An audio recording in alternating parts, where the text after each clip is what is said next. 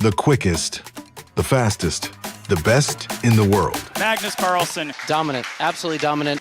Chess at blazing speeds. Get popcorn ready.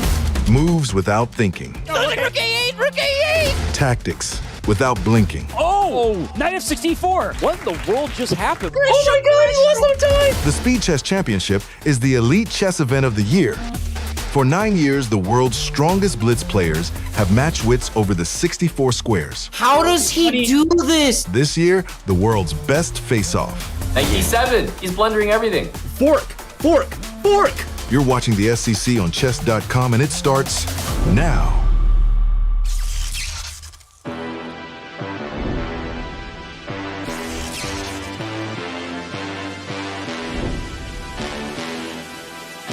It's match 3 of Speed Chess Championship 2025. Now, chat, since its very start, there have only been 2 champions in its Hall of Fame, Magnus Carlsen and Hikaru Nakamura. Will this be the year when we'll finally have a new champion? And will it be one of the 2 players in the arena today? I'm Tanya Sachdev, alongside me, Grandmaster Aman Hamilton. Aman, today, Arjun Erigaisi takes on Denis Lazavik. And that's not your typical favorite versus underdog matchup, because this one could be very thrilling. Completely agree. Excited to be here, Tanya. You're mentioning that we're about to get into what I think could be one of the closest matchups in round number 1. I mean, we love watching Magnus play. We love watching Hikaru play. But to be honest, the round 1 matchups are usually blowouts. So I'm excited for this. And that's what we saw, right? With Magnus's advance to the quarterfinals. Alireza doing it. That 98%, 94% on the prediction models proving to be right. I think today is going to be fireworks on the board. Tough to pick who it's going to be. And I have to say, man, the SCC, it's a blockbuster Chess.com event. One of my favorites. I know you've been calling the action on the first 2 matches as well. How excited are you about this whole season being played out with a lot at stake? I mean, you mentioned a lot at stake, and that is just exactly what is my favorite part about this season. The SCC just means so much more now with the EWC qualification spots. And it's the whole format, right? We've got these 3 segments with decreasing time control. And now I know for the OG chess fans, SCC, it's all become the format, the roadmap at the back of the hand. With those who might be unfamiliar with it, Chess.com's made a special video just for you to catch up on all the action. The Speed Chess Championships feature the most exciting format in online chess. 3 different time controls test competitors' skills across Blitz and Bullet. First is the 5-minute Blitz. Players battle for 75 minutes in the strategic and accurate time control. Next are 50 minutes of 3-minute Blitz, the sweet spot. It's slow enough that there is some time to think, but fast enough that intuition and speed are crucial. Oh, and he's going to eliminate the B-pawn and win. Finally, 25 minutes of Bullet decide it all. Players are not just battling against their opponent and the board, but also the clock. This is crazy. Hans was winning, and Yishu spotted it, a double attack. That would have clinched it. It's a race against time to score points before time runs out. In all time controls, games have 1 second of increment. Once time trouble sets in, the players may be able to avoid flagging, but they will be locked into a scramble for the rest of the game. Fast, furious, tilting, and thrilling, since 2016, the Speed Chess Championship format has been the standard. Who is the king of online speed chess?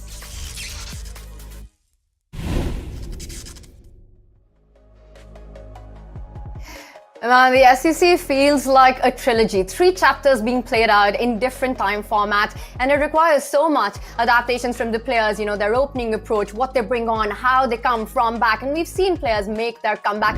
What do you think today will be a key aspect as Arjun takes on Denis? Which of these 3 time segments will be the most critical?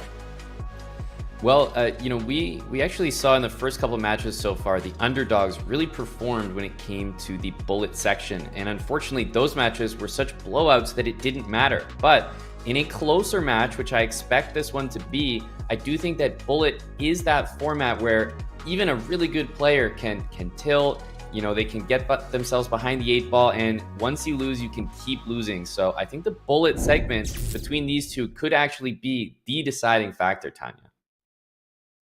That's that chapter, right, which is totally adrenaline fueled. You have to rely on instincts. And I know we touched upon this earlier, Aman, that this year, SCC, with all its pride and glory, there is an added element to it.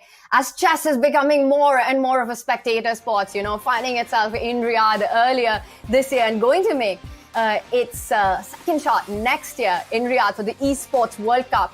For the players, there's so much on the line, Aman, this year, counting on that qualification process. Agreed. The EWC is, so exciting to see chess in there, and I can't believe that we get to do it all over again. So the fact is, they're playing for a lot more than that. The EWC qualification spots are very clearly defined for the current cycle, and the players know exactly what they need to do and where they need to qualify. And now that you said it, let's check out exactly how the players get to Riyadh. The 2026 Esports World Cup Champions Chess Tour qualification cycle is packed with year-round action, huge prizes, and endless drama. Every single week, the world's best players battle in Title Tuesday for a cut of $3,000 in prizes and valuable tour points, awarded based on each player's best 8 results in each of 3 Title Tuesday Grand Prix splits. Beginning in October, the Speed Chess Championship, Chess.com's premier event, kicks off. 16 of the world's absolute best online blitz and bullet players compete for $250,000 in prize money, 3 qualification spots directly to the EWC finals, and tour points. Finally, in March, the Chess.com Global Championship is back, the world's biggest rapid open online tournament. The 8 players atop the second Title Tuesday Grand Prix split will be joined by 8 additional qualifiers. These 16 players are fighting for 3 qualification spots to the EWC finals, another $250,000, and even more tour points. When the dust settles, the Champions Chess Tour will send 3 qualifiers from the SCC, 3 from the CGC, and the next 6 players on the tour leaderboard to battle the reigning champion, Magnus Carlsen, live in Riyadh for one of the year's largest prize purses. Chess is here. Heartbreak, brilliance. Blunders, drama, joy. This is the Champions Chess Tour qualification cycle for the Esports World Cup.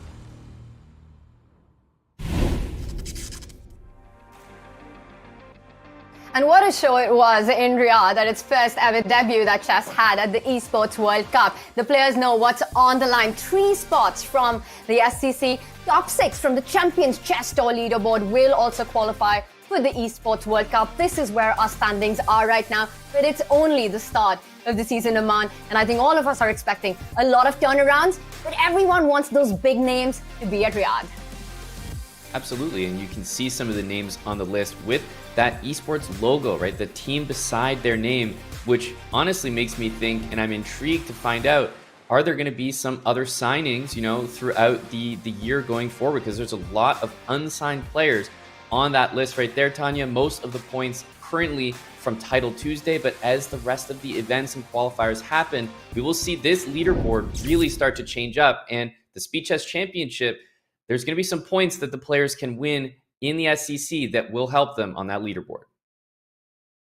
Absolutely. And the easiest way to do it is just find yourself at the London finals, finish in top 3, and you'll book your ticket to Riyadh. This is our round of 16. This is what our bracket looks like. Magnus Carlsen cruising through in his match against Jose Martinez. Dominating performance again by Alireza Firouzja as well. 16-8 against Mienle. And today we do have the world number 4, Arjun Erigaisi, that's at the bottom left of that table, playing against the phenom from Belarusia, the speed demon when it comes to these formats. And he's not someone you can write off. He is a dark horse, Denis Lazavik, but often punching above his weight.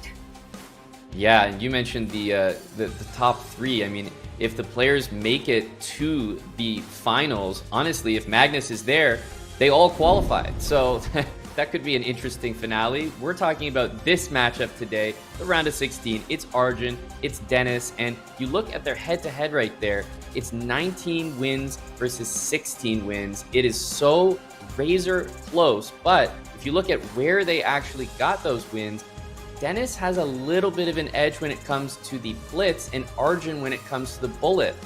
Tanya, it kind of speaks to the fact that it's going to be a close match, but the sections themselves might not be that close. I agree with you, but I think if we put Arjun as a little bit of a favorite in this, and just as I say, look at the prediction model there. Man, it says, Tanya, what are you even talking about? The numbers telling a completely different picture. I'm slightly surprised to see this. 56% as a win probability for Denis Lazavik.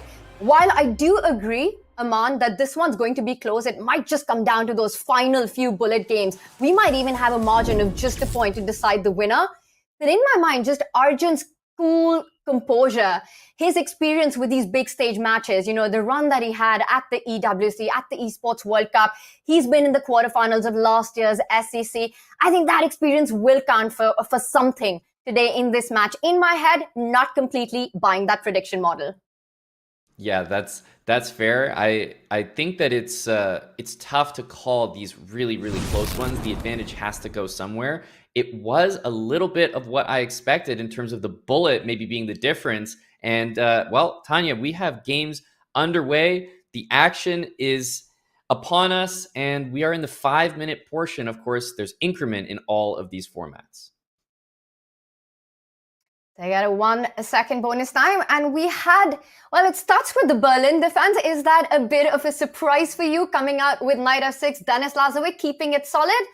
Or do you think we can expect that approach, throwing the ball to Arjun saying, come at me?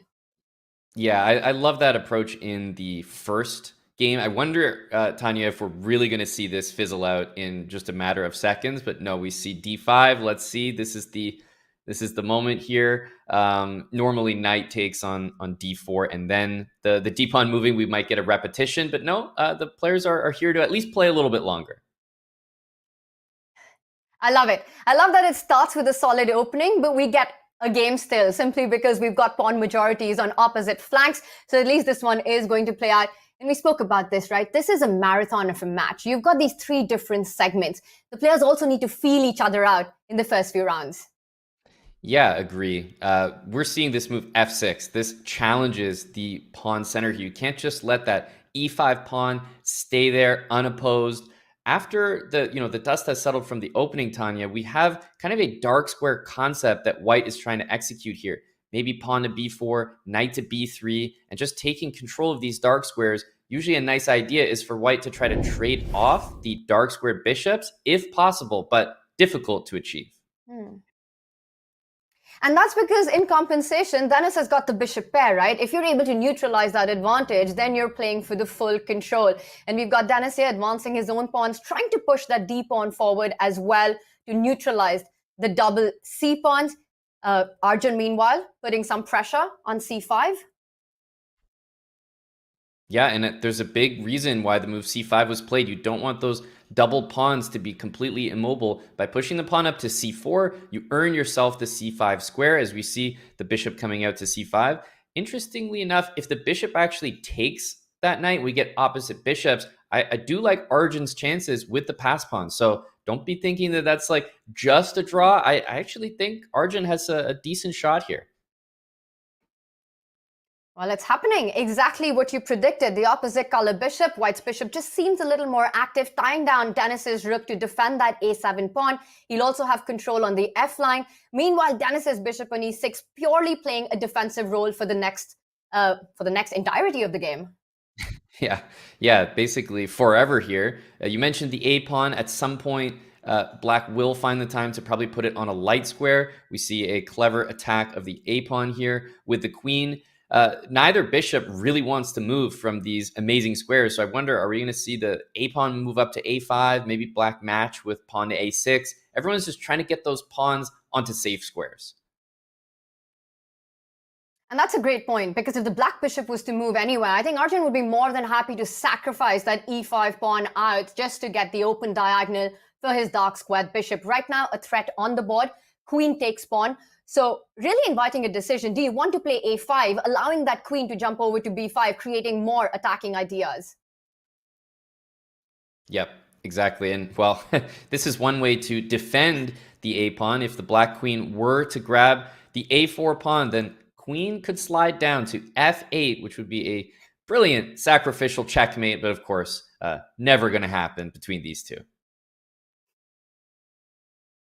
That's a very powerful defense. It simply makes sure that queen isn't running anywhere. And meanwhile, what Denis does is frees up his own rook to perhaps go over to the B line. I do think that this position, this game, despite liking Arjun's control on the dark squares, the nicely placed queen and rook on the open F line, Denis also has things under control. It might just not be enough to make something out of the position for white. Yeah, and I do think if white's B pawn was on B4, that would really like the position a lot more. But still, I maintain that, if anyone has an advantage, I feel like it has to be Arjun just with this E pawn. It is the only pass pawn in the position, and black does have these double pawns, but certainly I agree. Very, very equal. Maybe with a slight push for Arjun. We'll have to see how things continue.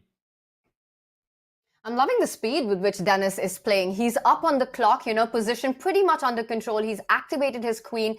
Notice how all of Denis's pieces are on light squares, same color as his own bishop, making sure nothing can get under attack. He also creates a lift for his king, eyeing queen c2 ideas, or even the black bishop eventually coming from f5 to e4. Yeah, normally it's kind of tempting for white to play rook f3, rook g3, especially when black doesn't really have the ability to ever challenge the f-file. So both players hiding the king, playing like, we're basically seeing the mirrored ideas here, right? h3, h6, king h7, king h2. White just has maybe the idea of lifting the rook that black doesn't have. It's the waiting game. Hopefully, we'll also have the mating game when the players do get to attack each other's king with the ideas that you pointed out of the rook lift. But for now, both players playing it slowly improving the position.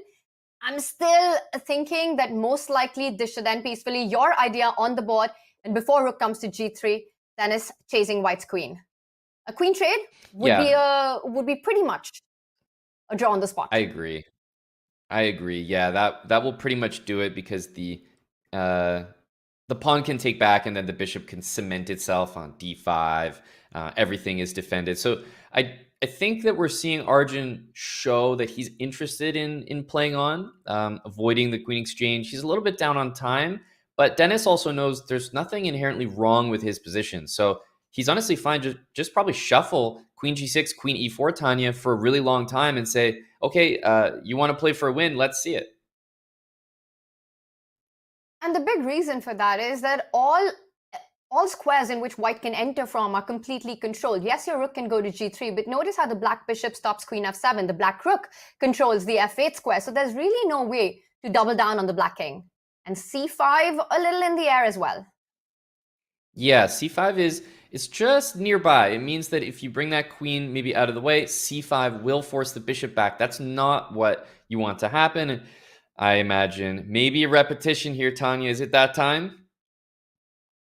It could be that time of the night, Aman, as we see Arjun. He's tried a couple of things, he's tried to maneuver, and there we have it. It is draw in their first game, just setting the tone, exactly what we predicted. I think this is going to be a close fight. Yeah, I mean, just starting with a draw really reminds us how equal this match is. They played a game, it's still equal, and I think it's living up to that expectation so far.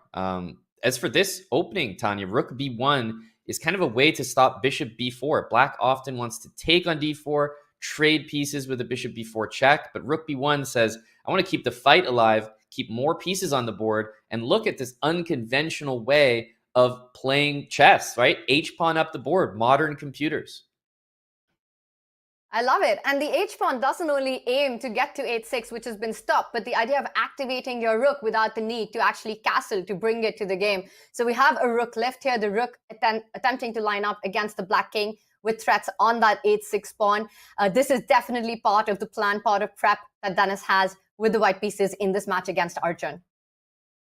Yeah, king h8 played in prophylaxis, right? Preempting the idea of rook g3, which we can only expect. But king h8 on its own, white doesn't have to commit rook g3. So I was going to say we might see the bishop move out and then queen d2 with an idea of bishop takes h6 just to continue the attacking ideas. But instead, first starting with bishop d3 aimed at the king side. And I think there was a sneaky threat, right? Once the king is sidestepped, Arjun's also setting up the idea of e5, striking in the center, hitting that rook on h3. So perhaps that's also something that discouraged the plan of lining up the bishop with the queen. And I wonder if Arjun can still go for the plan with e5. Yeah, it looks honestly like a tricky idea just on its own. And it's making me think, it's on the board. First of all, it's making me think maybe, was that just completely missed or underestimated at the very least? You know, I would have been very inclined to believe it, but the speed with which rook g3 came on the board, it almost felt like somewhere Denis, perhaps after playing bishop d3 or maybe part of prep, but it looks like Arjun did manage to free up his pieces with that move, with the pawn moving forward. Yeah, this is very clever actually, and achieving e5 is a really big deal. It means that the bishop on c8 is participating in the game. There's queen to h1 as well, which does mean that you either have to bring your bishop back or allow a queen trade. And when you're on the attack, you don't want to trade queens.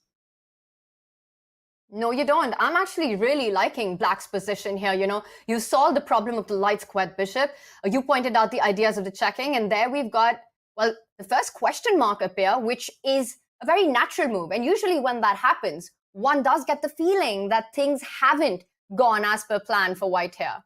Bishop e3, a mistake. Yeah, and the move really doesn't look that bad, but obviously bishop e3 not liked by the computer here, and I'm still trying to figure out why. Takes on d4 followed by knight to c6, and we can immediately see the engine's arrow. That's not from me, Tanya. That's bishop h6 being pointed out without the queen backing it up.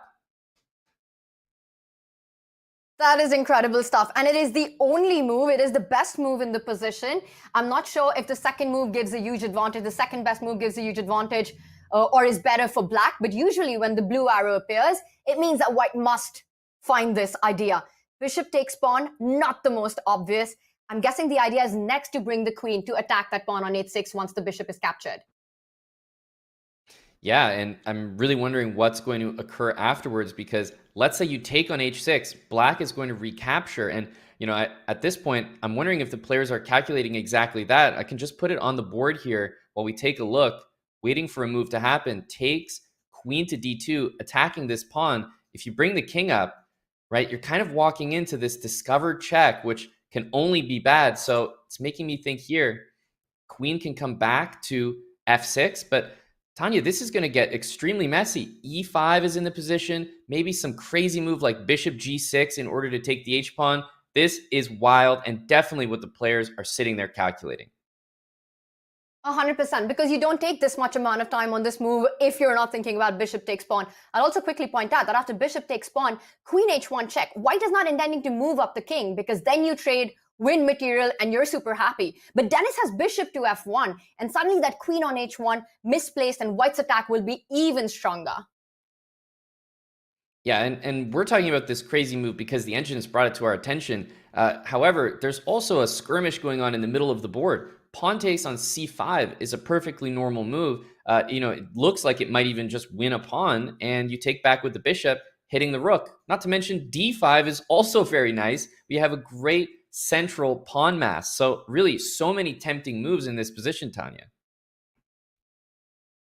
And that's exactly what we just saw on Denis. With a shake of his head, it's so difficult to calculate and navigate through these complications. And he doesn't go for either of these two options. And this is what usually happens, right? You're tempted to make it, but you can't find the path forward. And you end up making a mistake. Bishop b5, allowing black to trade that bishop on e3. Knight takes pawn. And I think Arjun finds this. Knight takes pawn, get rid of that dark squared bishop as quickly as you can. Yeah, and it looks like a very, very obvious move. So there's nothing special about knight takes d4. Denis has also done this intentionally. He's trying to encourage it. He's looking to recapture on d4 twice, and then he'll be threatening checkmate in one on g7. So it's always interesting when both players maybe go down a variation, but Denis is the one actually encouraging it, and yet it's supposed to favor Arjun. And there are so many tactics on the board, right? Knight takes pawn, bishop takes knight. Black can't throw in queen takes pawn, a check in the center, because that gives white's bishop the time to actually retreat, blocking that check. And I just wonder if those extra minutes that Denis took him on to make the move bishop b5, is that going to come to haunt him? Because big questions ahead. Whoa. Yeah, and queen takes Lots of e4. queen takes pawn. Maybe not the most accurate move, but certainly a great move. Taking a center pawn makes a lot of sense. Guarding the knight. There was something he didn't like about knight d4, and honestly, it was what Denis was preparing. Just centralizing the queen, hitting the g7 pawn. He did not want to allow it. Instead, I think Arjun feels safer pinning the bishop so that it just can't cause all the devastation that we've been calculating. Insane stuff. And now he throws an intermezzo, an in-between move, instead of capturing on c5 immediately, which would have allowed white's queen to jump onto d6 with all kinds of attacks across the board. He first pushes the queen away. And now once again, Arjun cannot recapture or should not recapture, but go on the offense with knight d4. Yeah, I wonder, after knight d4, king to f1, whether something like that was potentially missed. I think black had knight f5 in that position, but instead, Arjun goes a different direction. Bishop f5. Easy to understand what the threat is. The rook on b1 is hanging. That would also trade queens. So I don't think there's any time for this aggressive bishop takes h6 move, trying to set it up with king f1. You have to react here, Tanya.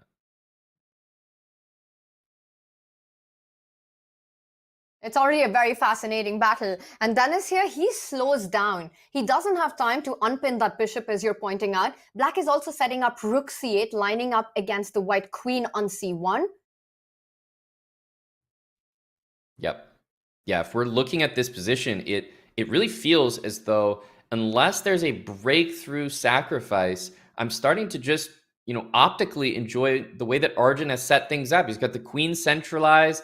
The rooks are coming into the middle, two beautiful open lines. And I tell you, Tanya, the move knight d4 at all times looks really troublesome. Especially because it comes with a tempo, and it is on the board. He hits that bishop on b5. Rook c8 still in the air.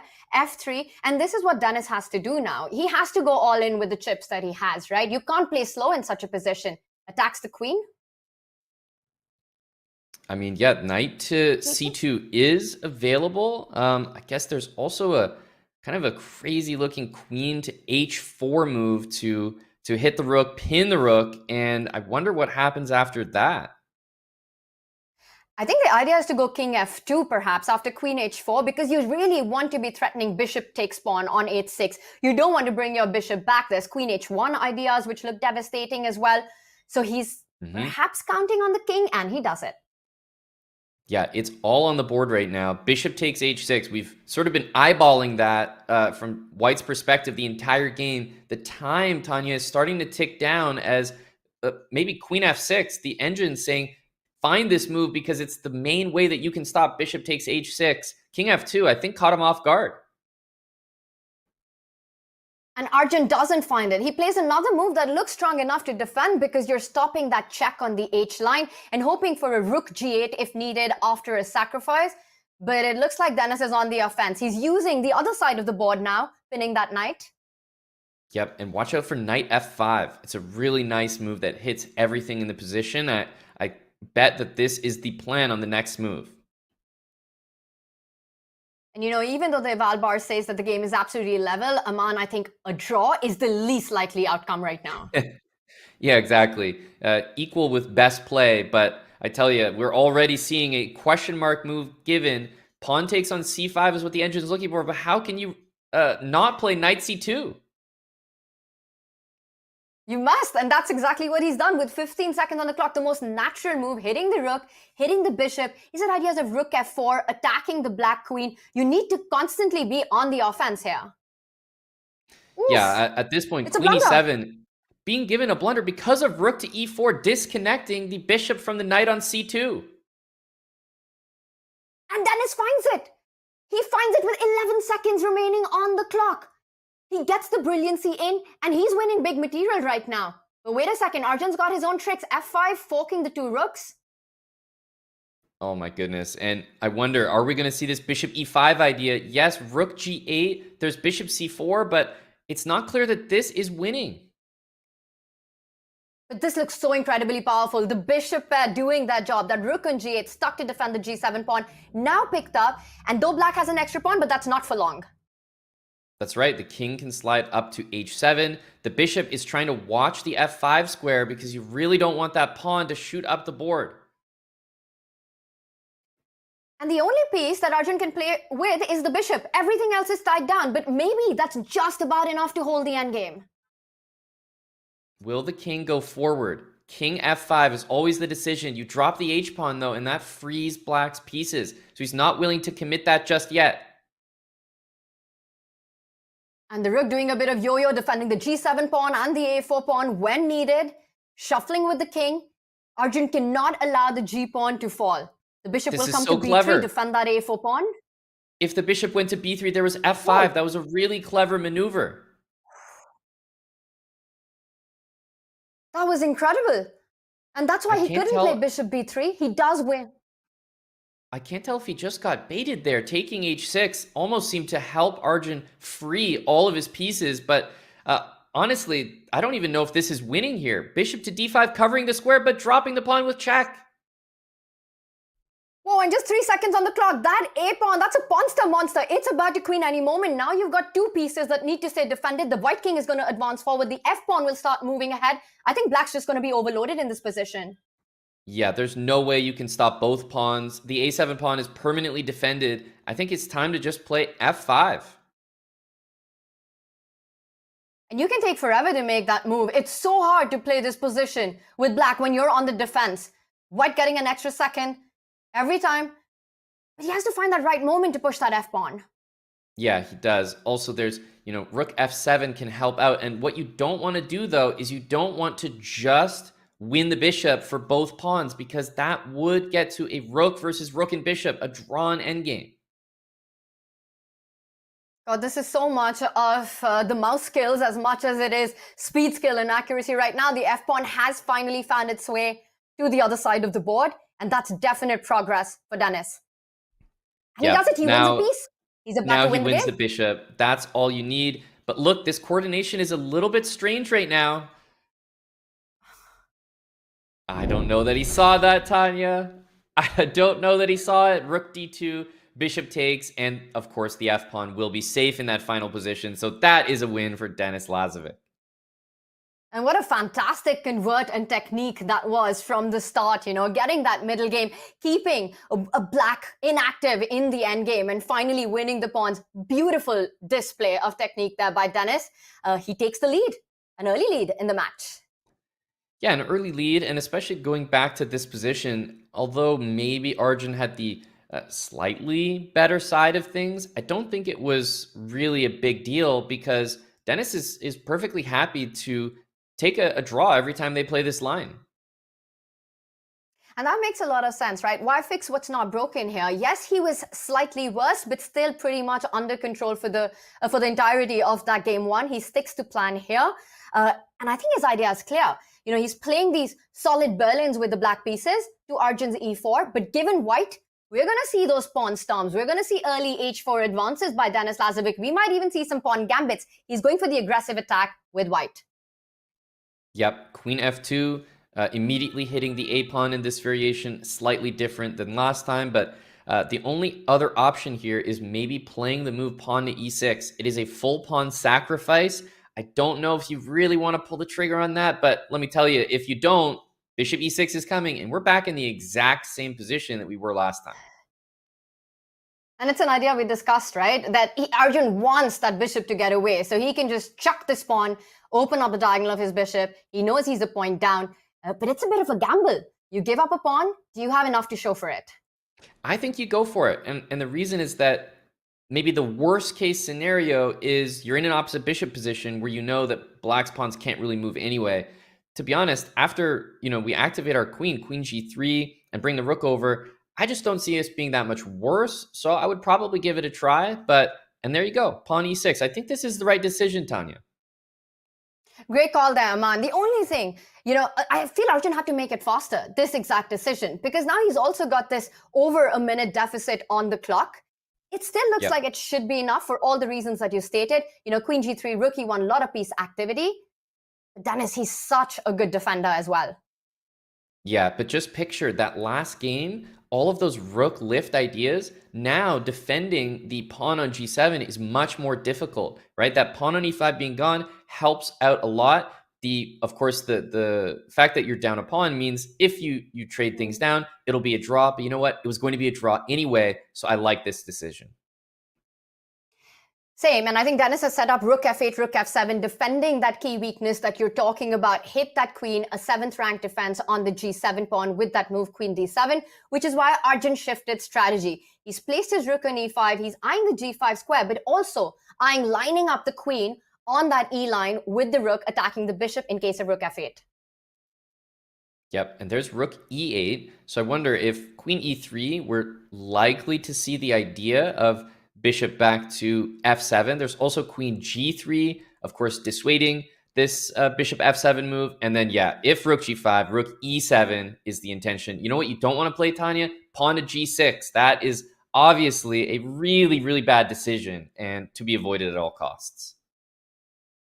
Yeah, g6 is suicidal here, you know, with the queen coming to f6, all these holes in front of the black king, which can't be defended. That is definitely not a move that you ever want to make in the opposite color complex. Instead, Denis keeping it solid with a 7th rank defense. Whoa, flashy move there. Flashy move, but I wonder if, if it was white's turn again here, I'm not sure what the move would be. So yeah, we see rook to f7, queen slides to h6. It's exclamation marks all around here, but still we are wondering what the threat is. And finally, at least we have one idea. Winning that bishop on e6 at the end of the line, Tanya, and perhaps going into an endgame that could be winning. That's really nicely pointed out and spotted by you, Aman, that now bishop takes pawn is a threat. And how easy is it to defend it? Because you still can't put your bishop on f5. I think it might lead to, maybe you can put your bishop to f5, but then the e6 pawn is hanging. So moving the bishop is not an option. How are you fighting against bishop takes pawn? All right, bishop f5 it is. Yeah, the thing is bishop takes pawn is possible, but queen a6, I love this idea because we still have all the pressure on the king side, but guess what, Tanya? Even though the pawns are equal, that outside pass pawn will reign supreme in any kind of endgame. Suddenly, opposite bishop endgames are not a guaranteed draw anymore. It is about the quality of pawns here, and white has a clear passer, right? That a pawn, the hardest to deal with in this position. It's about to start running up the board, which means Denis has to look for counterplay. Arjun's sacrifice with e6 paying dividends right now. Yeah, I've loved the sacrifice since its inception. It looked like a risk-free sack because, if it's a draw, at least you got the activity. But clearly, he's made Denis pay for it with this game so far, but a lot of work to be done before you call this a win. But this is a dream position, right? For Arjun trailing in the match. And to get this, playing e6, winning the a6 pawn, putting the pressure on black, he's got to be enjoying his chances. And the clocks have leveled out.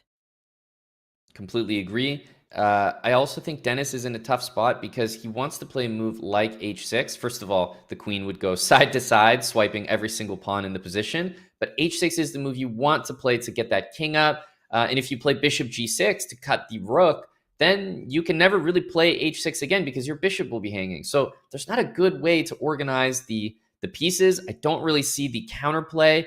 And the a-pawn is just at the end of every variation, you have to worry that all the endgames are losing. It's a full board press here by white, right? You're playing for the attack on the g-pawn with everything you pointed out, and the a-pawn also trying to deflect black's defenses. And that's when it becomes extremely hard to hold your position, when you've got both flanks to keep under control. And with the time that Denis is burning, it's clear that it's not an easy task. Attacks the rook. Yeah, I suspect rook g3, but also this queen, remember, can slide all the way back over to h6. I was actually not expecting h4 because I find it a little bit committal and not in a great way. Just it would be a bit more normal to play h3 the way black wants to play h6, whereas h4, I feel that the light squares are a little bit weak around the king, but nevertheless, certainly not a mistake by any means. Definitely surprising because it does feel a little loose that now the white rook has to kind of stay on g5, making sure that there's no queen takes pawn at the right moment. You want all your pawns defended. So h4, quite committal here by Arjun, but still problems on Denis. He tries to come in, queen e1 check, winning that h4 pawn. Yep, this is exactly what I meant when I was looking at the position. It just, the pawn feels a little better on h3. So I was expecting the rook to drop back. Now the queen is feeling a little bit offside. And I mean, the simple question, what do you do about queen to e1? I'm looking at king h2, maybe trying to have this rook come back to g3. But I do think a little bit of counterplay has been found by Denis here. Definitely feels that way. He does go with the idea, preempting the check, moves the king away. Well, you can't just go queen e4 right now, attacking h4, because watch out for checks on the back rank as well as black. Yep. Yeah, queen e4. Unfortunately, queen a8 would just win the game in a couple moves. There would be a checkmate to follow if black blocked with the rook. So well spotted. The queen is sort of tied down. Black is desperately trying to play pawn to h6, but it's not possible due to this queen. Bishop c5, and that gets a double question mark. That is a blunder, and the blue arrow to the rescue. Will Arjun find bishop takes pawn? The f5 bishop's hanging after that. Yeah, you know, this is the exact same tactic that we looked at when the queen was on h6. So believe me, Arjun knows that this move exists. You just have some double checking to do. Bishop takes here, rook takes, you take on f5. I think queen b8 is just being assessed at the moment because you want to make sure that, you know, you're not blundering a check, maybe a fatal check to your own king. And I'll just point out, bishop takes pawn. The other pawn on c5 is what Denis has set up because that runs into queen e5 check is what I thought. And then you give a check on e1, pick up the h4 pawn. But of course, Arjun finds it. Bishop takes pawn. Arjun about to equalize this match. If rook takes bishop, you simply pick up the bishop on f5. Your king is safe. You're a happy guy here. And I was just thinking about bishop to g6 as a potential move. It doesn't get played. Rook takes g7, rook takes f5. I am wondering about this queen b8, but the problem for black is that the king is going to be in serious trouble the second that white is allowed to get a check in. And he just falls back to the first rank. You don't want to go to h3. That is a mate in one on the g3 square. He comes back, and to your point, just not enough time to capture on b2. He's setting up queen e1 check. Yeah, if queen f6, queen e1, you think you're defending on h4, but you know, maybe the idea is king h2, queen g3. But the nice thing about queen f6 is you can play rook f1 in that position. I completely missed that, Aman. I thought queen f6 and the point you wanted to show was queen e1, queen g3. But actually rook f1 does get set up and Arjun does find it. He goes into a rook pawn endgame. He's up a pawn. But Denis is setting up ideas of creating a parcel with d4, looking for counterplay.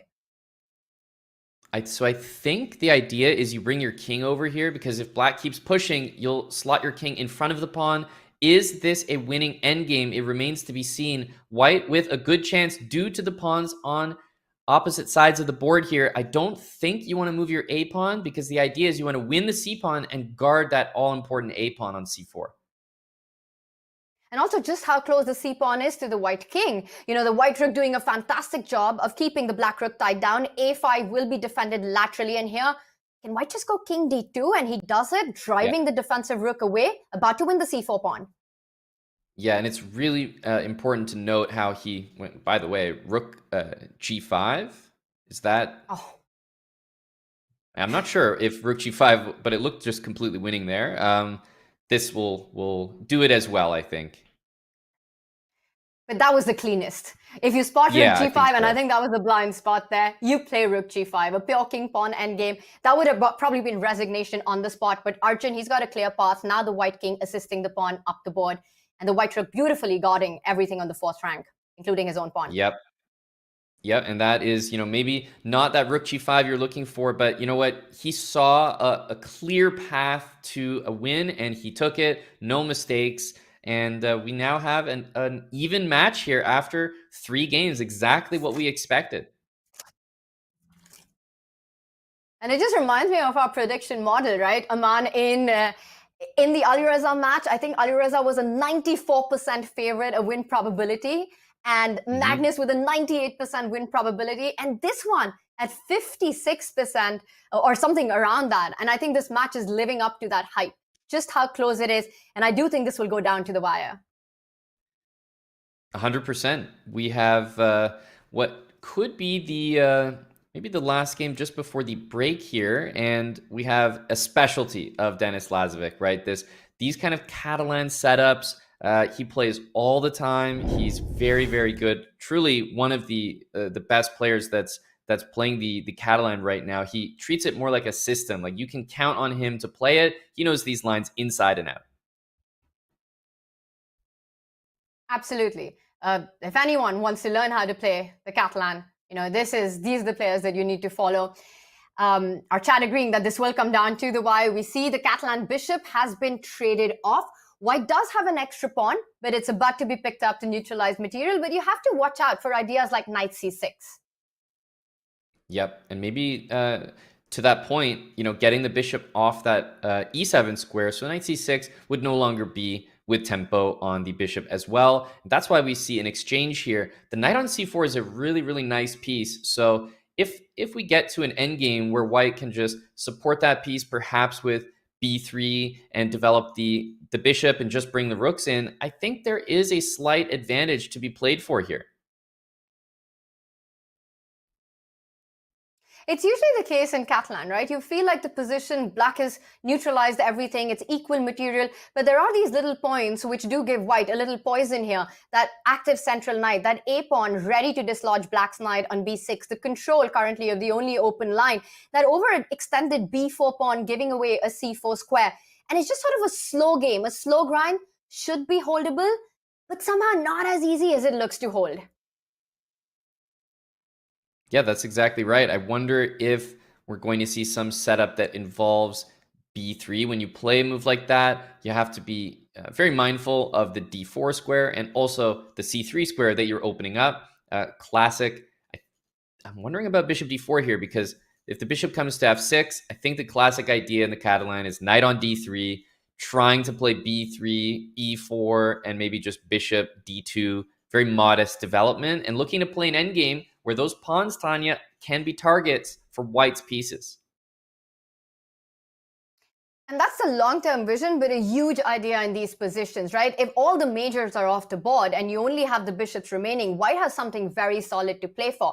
The dark squared bishop attacking the pawns, the white king marching on the light squares towards those pawns as well. So black does need to be a little careful, trying to get rid of that dark squared bishop currently. You could do it to get the double pawns as well. He does go for it.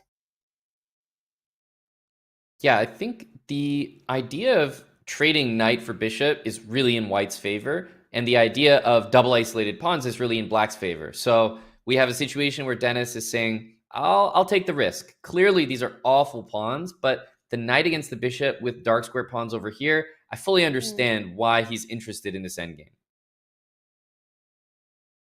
And he wants to make that bishop extremely passive. Again, majors off the board, that knight jumps to b3 and ties down the black bishop, with the white king having a clear path on the light squares up the board. So Denis with a decision to make. Does he keep the rook? Because that would invite rook c7, a very active piece as well. Not the easiest move, but he does go for a pure minor piece endgame. I do think that was a miss. I liked your idea of knight b3. So pawn b3 just seems very committal. You can do that move anytime you want. I thought it was in white's favor, potentially to lose the b pawn, but win the a pawn. And I would have rather seen knight b3, and then, like you said, bring the king to the middle. His idea is to plant the knight now on c4, the other very juicy post, right? He's taken care of that b2 pawn never coming under attack on, and knight b2, knight c4, always a threat here. Denis, he pushes that e pawn, taking control of some squares and also eyeing the move e5. Yeah, I think if e5 happens, you have the idea of bringing the king up. The knight wants to make it to c4. There's a very easy path to get there. Knight b2, knight c4. But when that happens, the bishop will slide back to c7. And to be honest, at that point, unless you can break through with the king coming to d4 and to c5, it's not clear how you proceed. And he invites a traffic jam on the E-line. Knight takes bishop, pawn takes knight, king e3 would have been a beautiful position to talk about, but none of that. The game does go on. He controls the square b2 for now. So not allowing Denis a clear path to that c4 square. Yeah, he does a good job for now.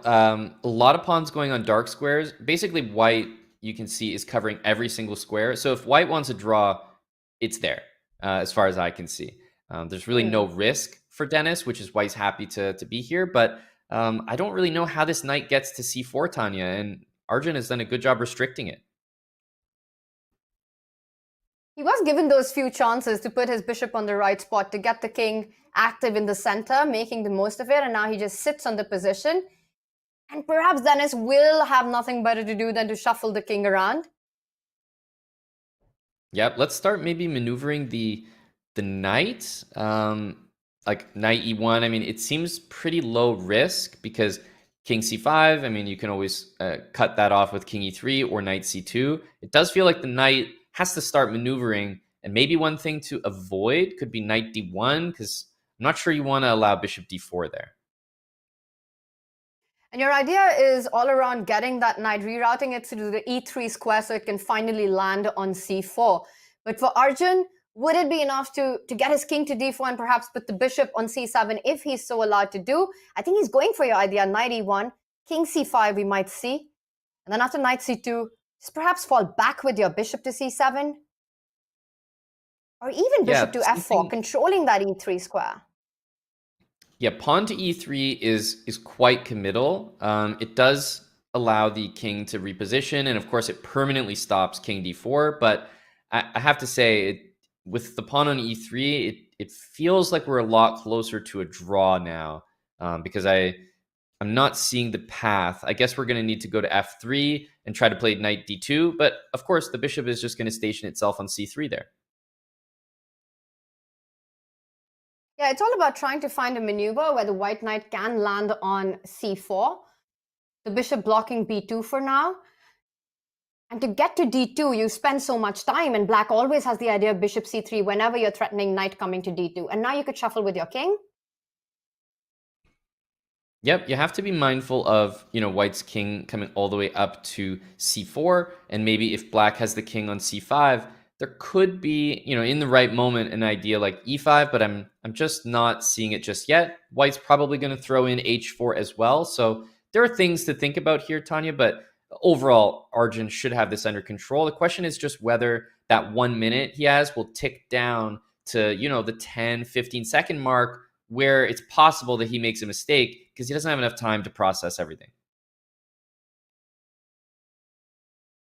And you have to be really mindful because, like you mentioned, there could be a zugzwang in some positions for black here where he's actually not able to keep that bishop on c3 any longer once the white king does march up to d3. For now,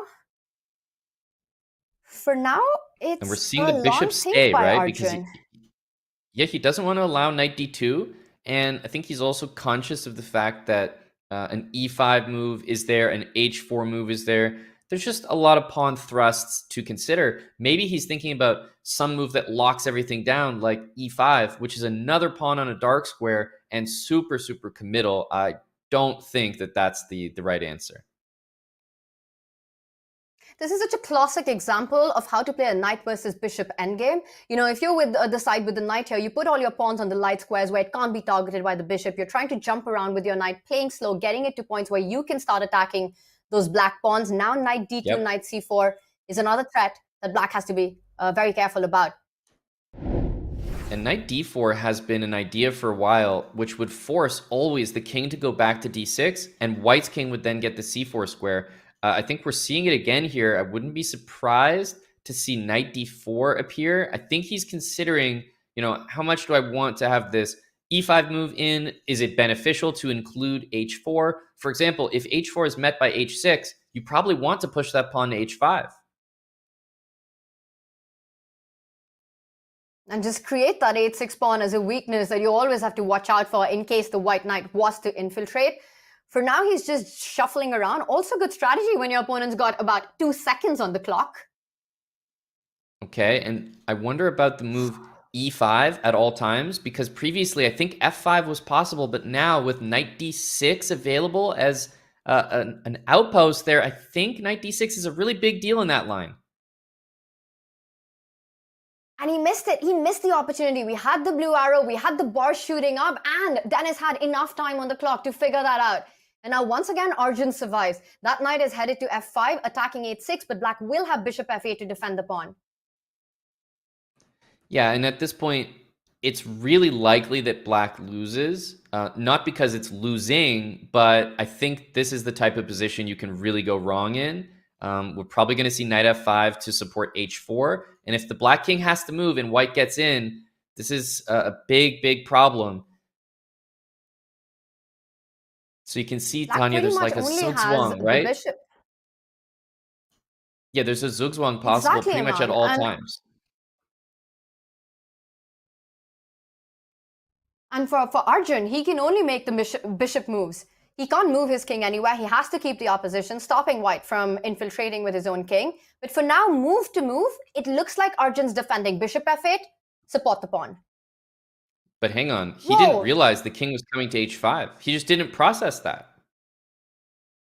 And now his king is not in time to defend that h6 pawn. Instead of moving forward, Arjun had to go backwards with his king to be in time to get to that flank.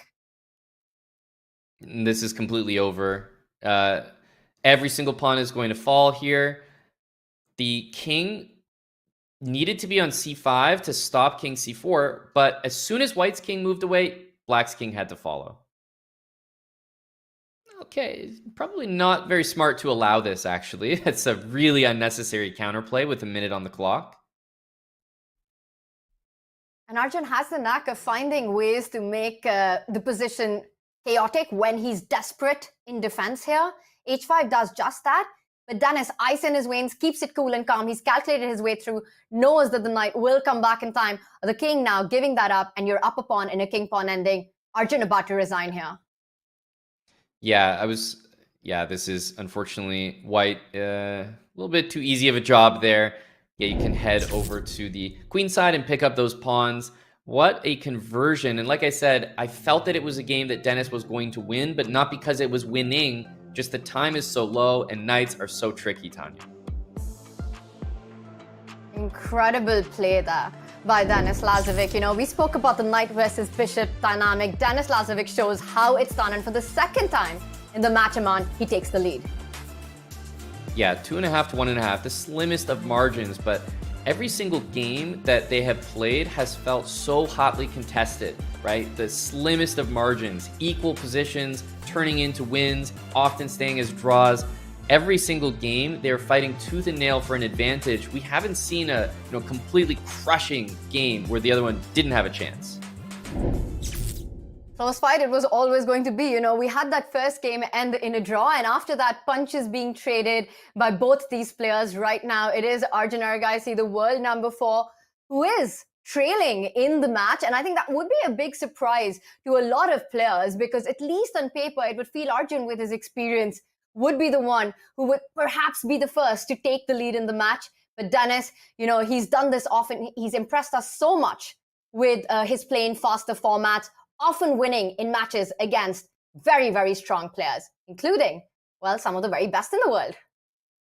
Yeah, completely agree that Denis is not to be underestimated. And Arjun is certainly not underestimating him. Even if, others might feel that Arjun is a big favorite, I'm sure Arjun knows what Denis can do, seen his success in the World Blitz, World Rapid, and online. It's, it speaks for itself.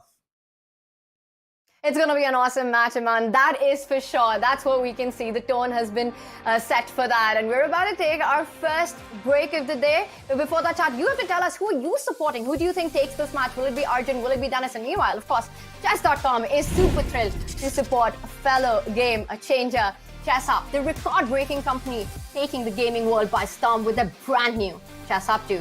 It's a physical electronic board. It syncs to your Chess.com rated games, which you can then save and analyze on Chess.com. It's got a built-in Wi-Fi, a touchscreen, and touch-sense pieces. Chess Hub 2 supports players of all levels, and it's got over 500,000 Chess.com games, which have already been played on Chess Hub 2. And now, this is the big offer. We're hooking you up with 10% off when you use the code CCT10. So head over to playchessup.com or use the command chessup in chat to unlock this limited time offer. And time is of the essence. It is Speed Chess Championship, and we will be right back with the second half of 5+1 right after this break.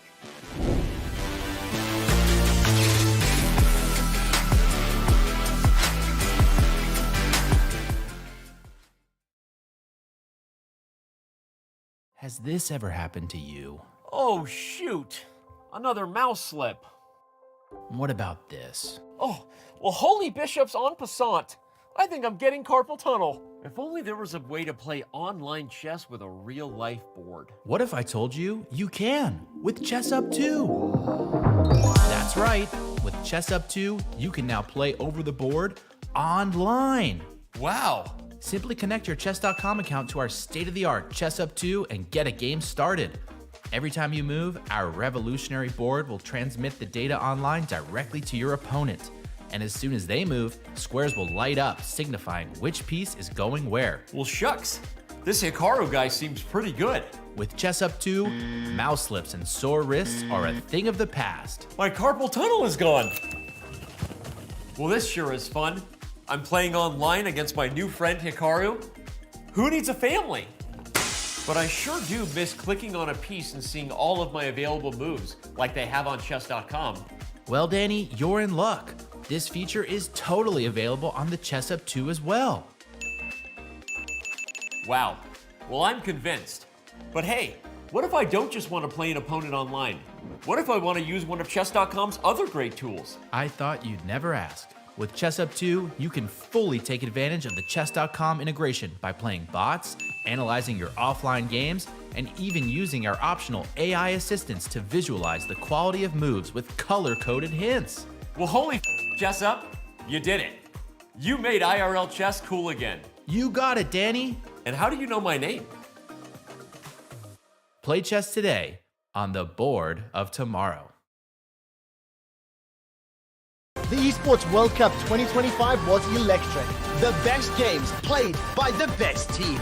Our esports arenas sold out. We filmed them with hundreds of thousands of roaring fans, including 2,000 of the most dedicated supporters coming from our Super Fans program who came to Riyadh to cheer on their favorite teams. We had more than 4,000 media outlets covering all the action on site and broadcasting the EWC around the globe. Esports World Cup 2025 was bigger, louder, and even more unforgettable, and celebrating those who proved they are the best in the world. I started to be successful and winning games and matches in the apartment. So building up from there my self-confidence and beating adults outside of the apartment. It was a very nice way of strengthening my journey. And I started to become very good at a very young age. Age 9, I was winning the unrated section of the New York Open, which was a big thing, a huge thing, because I scored only one draw at the very end when I secured my first place. And after that also, it was very clear that I was improving not only in strength, but also in rating in the next couple of years from age 9 to 12, that people were not really able to follow where am I standing really. So even experts, they just knew that I'm just racketing and playing very well, and nobody understood how far I will go.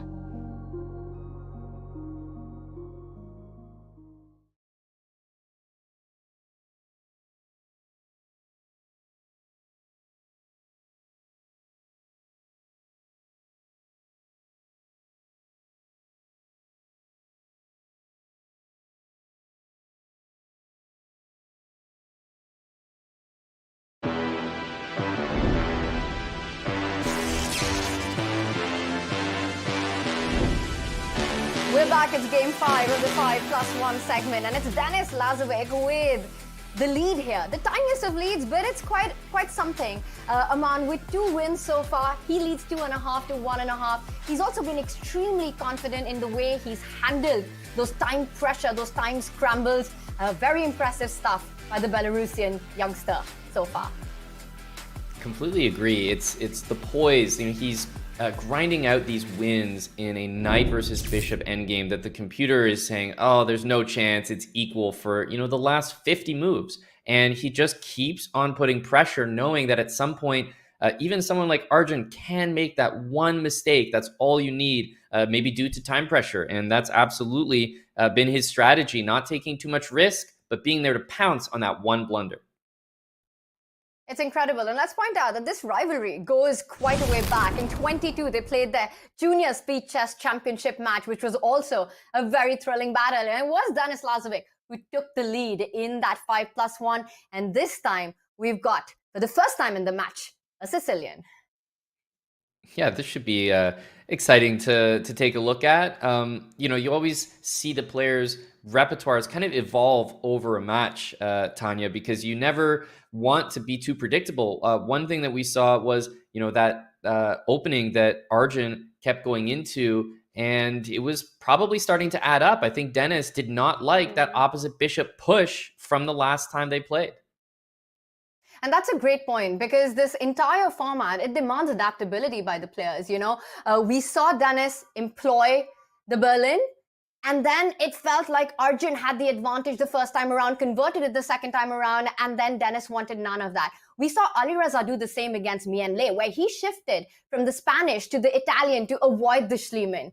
So Denis sort of going on the same path, and a big skill set to have in this format to switch it up.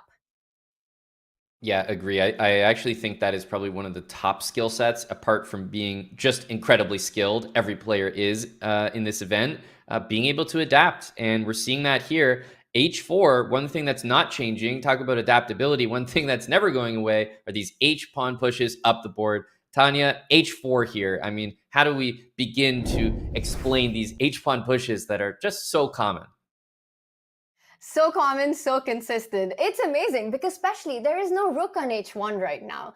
Despite not having that rook, here we've got the h-pawn sort of preempting the idea that you want to advance it further.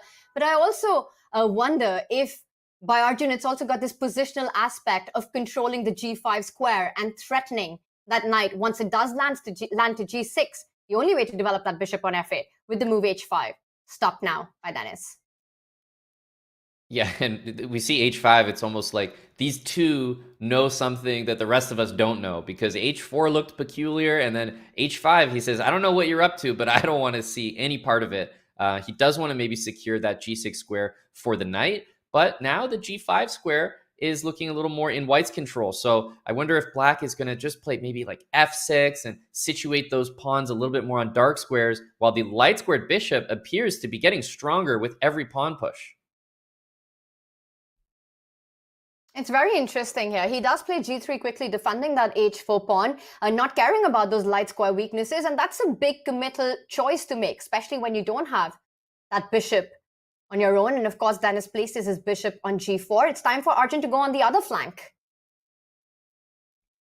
Yeah, exactly. Rook a5 makes complete sense. You often want to even shift all the firepower over. Queen to a1. Queen a2, and then rook a1, suddenly that a-pawn is, it just cannot be defended. So I think we know that there's going to be a counterattacking move coming from Denis, whether it's an f5 idea, maybe after castling, whether it's a c5 idea, because look, we're seeing the moves on the board, Tanya. Something's got to give, because that a-pawn can't be defended.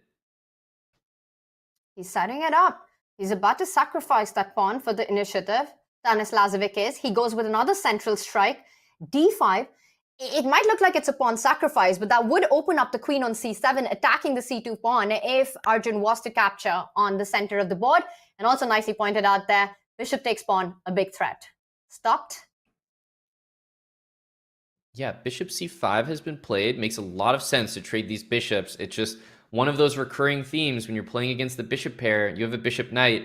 Trading the same color bishops that remain on the board, just almost always a really good thing to do. And even though the a-pawn is not being captured yet, Tanya, we know that it's a sitting duck in the future once white gets the queen up and the rook over to a1. Well, for now, he does deflect one of the rooks. I wonder if white also wants to get the queen to a6, attacking that c6 pawn, and then your idea of bringing the other rook into the game. But there's so much to look out for once black gets f5. The black rook beautifully placed on f8. This is going to be about timing. f5, rook takes c6. Queen takes pawn. The g6 knight is hanging. Fire on the board. Yeah, I think you said it best. It's all about timing. So black is probably interested in something like, rook c8, like go ahead and take my a pawn. That's the one I don't care about. f5 is the source of counterplay. It's just about whether you can time it correctly, because f5, if you take on e4 or if you play f4, Tanya, it actually looks incredibly scary and maybe tough to deal with. It does, and the other threat that's tough to deal with is that with queen a6, pawn takes pawn is also set up. Let's find out that c6 pawn is in fact pinned right now with the queen on d6. So queen a6 is quite the nasty move by Arjun. Yeah, really like rook that. takes pawn as well. Pointing out not just pawn takes, but you made me realize rook takes is even in the air, which I hadn't even considered. So that's probably why we see this 1 minute advantage opening up as Denis is processing all of these threats arriving at once. Because you have to defend the c6 pawn, you have to defend your queen on d6. And the bar doesn't give a massive advantage to white, which makes me feel like there is a good response that black has. But man, it's not easy to figure it out. What is the move here? Help us out. I mean, in order to guard everything, I'm starting to think of knight e7 because it does watch over the two important squares, and maybe the knight on g6 is not doing that much. But otherwise, it's trouble. The d pawn, I don't see any way to guard that while guarding the c pawn at the same time. So I gravitate to knight e7. Well, whatever he does, he needs to do it fast. Knight e7 is a move that you really hesitate to make simply because it's a retreating defensive move. You're eyeing that knight as an attacking piece once you get f5, but perhaps it was the way to go. We see a question mark on that capture. Knight takes pawn comes in with a threat on the queen. Yeah, this is a move much like knight e7 that you also really don't want to play. So I think we can say that Denis is not happy with his position no matter what. The time really tells the tale there. You can throw in rook takes c6 if you want. Knight takes e4, although it gains time on the queen, you will have to answer with this knight on f3 after because it would be hanging. It's a great point. And you need to know what you're doing next. He does go for the attack on the queen, also the c6 pawn hanging. First question to Denis, where do you place your queen? It's not an easy one to answer because the f6 square is under control. He goes back, eyeing that b4 pawn as well. It's attack, counter-attack, every move. And keeping e5 defended, right? The e-pawn could not be taken, which white would have loved to do. Instead, we see knight g5, and I think there's going to be a few tactical shots here because the move f6, it appears as though it traps the knight, but there are so many reasons why that is not necessarily the reality. White has the c6 pawn that can be captured with an x-ray on the knight, and of course, queen c4. So things are heating up here, Tanya. Really quickly, really fast right now. Rook takes pawn on the board. The queen captures the pawn. And there we see Denis. He's trying to dislodge one of the knights. And though it says that white has a big advantage, I still think it's anyone's game this is. With the a-pawn moving forward, if white's queen was to ever go away, then we suddenly have a big passer in the endgame if you're Denis. Agreed. The knights are jumping everywhere. I feel like this has been the theme of a few games now. Knights are so difficult to deal with. Even grabbing the f7 pawn can lead to a lot of tactics for white here. The queen on b4 at some point could slide over to the king side, but it seems like it's white who's on the attack. And that's a big threat. It's not just the bishop, but knight takes pawn gets rid of that defender on f7. g6 knight being tender as well. And I don't even know if Denis has the time. He does retreat with the bishop. You can smell the tactics here. Oh, yeah, I did not like the look of that move. Denis even shook his head after he moved. I mean, the obvious is just knight takes bishop because you play that, maybe bring the knight back to e4. That is just a really bad position. Just positionally super ugly, right? You've got these two pawns. White's threatening to go rook c7. White's threatening to attack that e6 pawn. He goes for it. The knight heading to g5. And suddenly, all of Denis's majors are disconnected. The queen not attacking with the black rook. The knight on g6 completely misplaced with no future. Wins a pawn. Yep. Oh, this is a really, really nice move. Queen a2. Love the geometry there, Tanya. Queen a2 allowing the queens to remain on the board. Knight g5 is coming in. How do you defend? Knight h4. What a shot using the queen. That is desperation, but desperation is the need of the second here for Denis Lazavik. He needs to do everything he can. It's the panic button that's being hit right now. White needs to find the rook trade. Rook takes b6. I think that will be played. Pawn takes knight, queen takes pawn, and then suddenly ideas of the g5 knight falling with the check are pretty terrifying to deal with. Yeah, it's not just queen takes h4, but queen g4 stopping on the way. Rook takes b6, even just to clear the way for the queen to join the action on e6, and he finds it. And that's why those extra seconds are so incredibly important. Denis playing with 6 seconds, Arjun over a minute. He's going to pick up the h5 pawn with a check. He's picking up the whole house. Yeah, everything just fell there. If the queens disappear from the board, this should be a win. He's trying to get the king to go to h7 so he can trade queens with queen e4, but not allowing it is Denis. He doesn't allow it, but there is only so much you can do with your rook pinned. White wants to activate the rook from f1 to an open line, thinking if he can do it instantly. Instead, a more cautious approach, queen trade has to be denied if you're black here.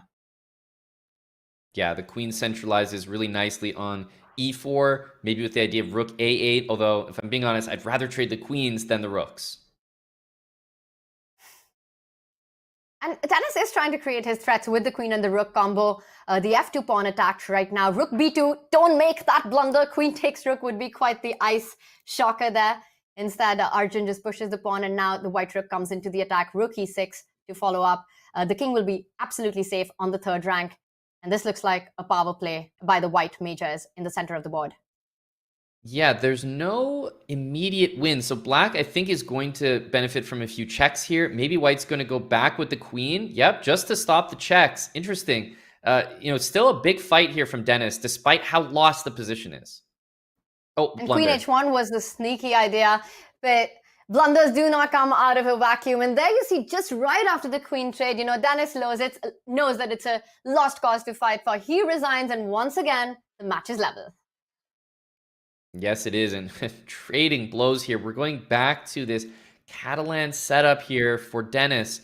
The players are both adapting to the openings and trying to find those positions that they liked. Remember, the last time we were here, Denis won that really long, grindy endgame. But obviously, we're in a completely different position here. And I don't think we're going to see Arjun too keen to maybe just liquidate into another endgame again. It's very interesting. The opening approaches that both are sticking to right now, and now the bishop comes out to g5. Often in these Catalan, Aman, black's idea is to strike with c5. If you're able to get that c5 central break in, you've neutralized the opening problem. So Arjun's setting that up by defending the b5 pawn. Yeah, and that's why a4 comes in. It's really, a6 supports b5. Well, a4 targets b5 again, not giving black the safety net to play c5, not giving black the time. And if you play pawn to b4, all of a sudden the knight on c3 can jump away, whether it's to e4 or even retreating. But it looks like knight to e4, trying to trade the bishop on e7 could be the idea. And that makes a lot of sense. Once that's done, then you get a free hand at the center of the board. The e-pawn can start moving up once you've traded the dark squared bishop, because for black, often the problem is that bishop on b7 to activate that. So you're kind of leaving your opponent with the bad piece on the board by trading the more active of the pair. Arjun for now, queen b6, so really eyeing that c5 move. Probably wants to get that rook to d8, rook to c8, and just preparing it in the long run. Yeah, h6 makes a lot of sense. I always think that h6 is a good move to keep in mind when you're playing against the fianchetto, because there's just no way to keep the pin. If you play bishop h4, a lot of the times just g5 traps your piece. So h6 is nice because it forces a decision. I want to know, are you going to take my knight or are you going to retreat? Man, so far in this match, the player playing white is the one who's performed so well, right? Majority of the wins, I want to say almost all the wins have come with the white pieces. All of them, actually. Yeah, confirming that right now. Do you think we're going to see that narrative continue? Is it going to be a white piece domination? I mean, sometimes we see matches where for some reason it's flipped and it just doesn't make any sense. So at least this makes sense. We're taught as chess players that the white pieces are a slight advantage and maybe a bigger deal at this very high level of play. So, that's what it's supposed to be. Didn't realize it was supposed to be this good, though. Absolutely, same. And look at that, Dennis. He does overextend that A pawn, so not allowing any trades. He pushes Arjun's queen back. Eventually, one of the ideas is to also try to get that E pawn up the board, but a different approach. He does trade, and for now, that bishop on B7 is the problem piece for Arjun. Yeah, we're seeing full reroutes here. The pawn on A5 is amazingly annoying, stopping knight B6. And anyways, black does not have the C4 square because white can play pawn to B3. So I wonder how much we're going to take control of these dark squares here. I really like the maneuvering from Denis, bringing that knight E1, D3. It's eventually going to make it to the C5 square. Black's knight can be kicked out of these outposts with F3 and B3, and the squares will not be usable. Denis's play has been so impressive when it comes to these strategic technical ideas of maneuvering these positional strengths, whether it's been in the endgame or the middle game, just improving the piece play. But he's also, not shied away from the tactics, from that aggressive approach. The second game, like he won in attacking fashion in that one. He does fall back with the queen to E1, also eyeing the move F3 at the right moment to kick that knight out. Still keeps everything under control with space advantage to white, to Denis Lazavik for now.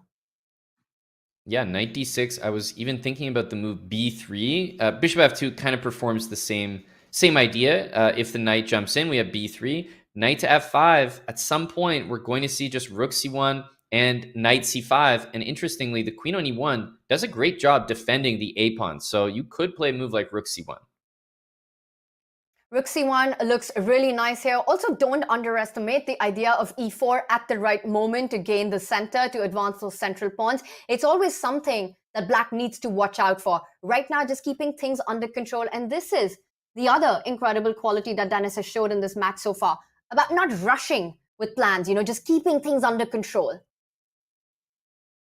Okay, now this is a surprising move because I'm just going to say I really dislike it. White's position is incredible. It's improving, but what I don't like about b4 is you already seemingly had the c5 square for yourself. So now you're just handing over c4. I still think white has the advantage, but I'm not sure we needed to give that square as well.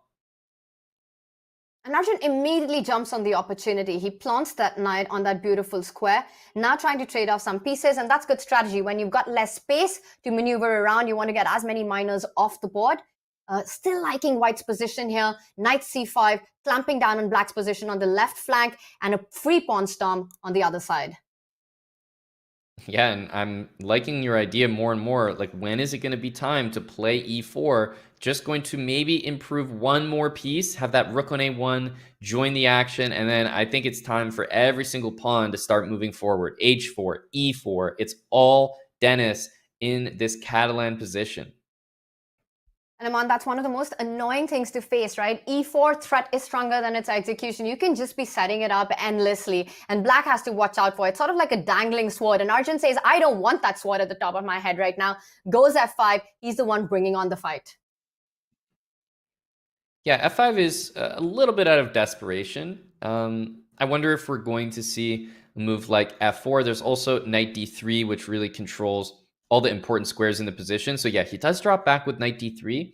Bit of a temporary move, but he's trying to reorganize his pieces to handle this aggressive f5 move. I love Arjun's counterplay with f5 and maybe even f4 in the future. He's setting that up with the rooks doubled up on the f line. Now puts it on the other open line.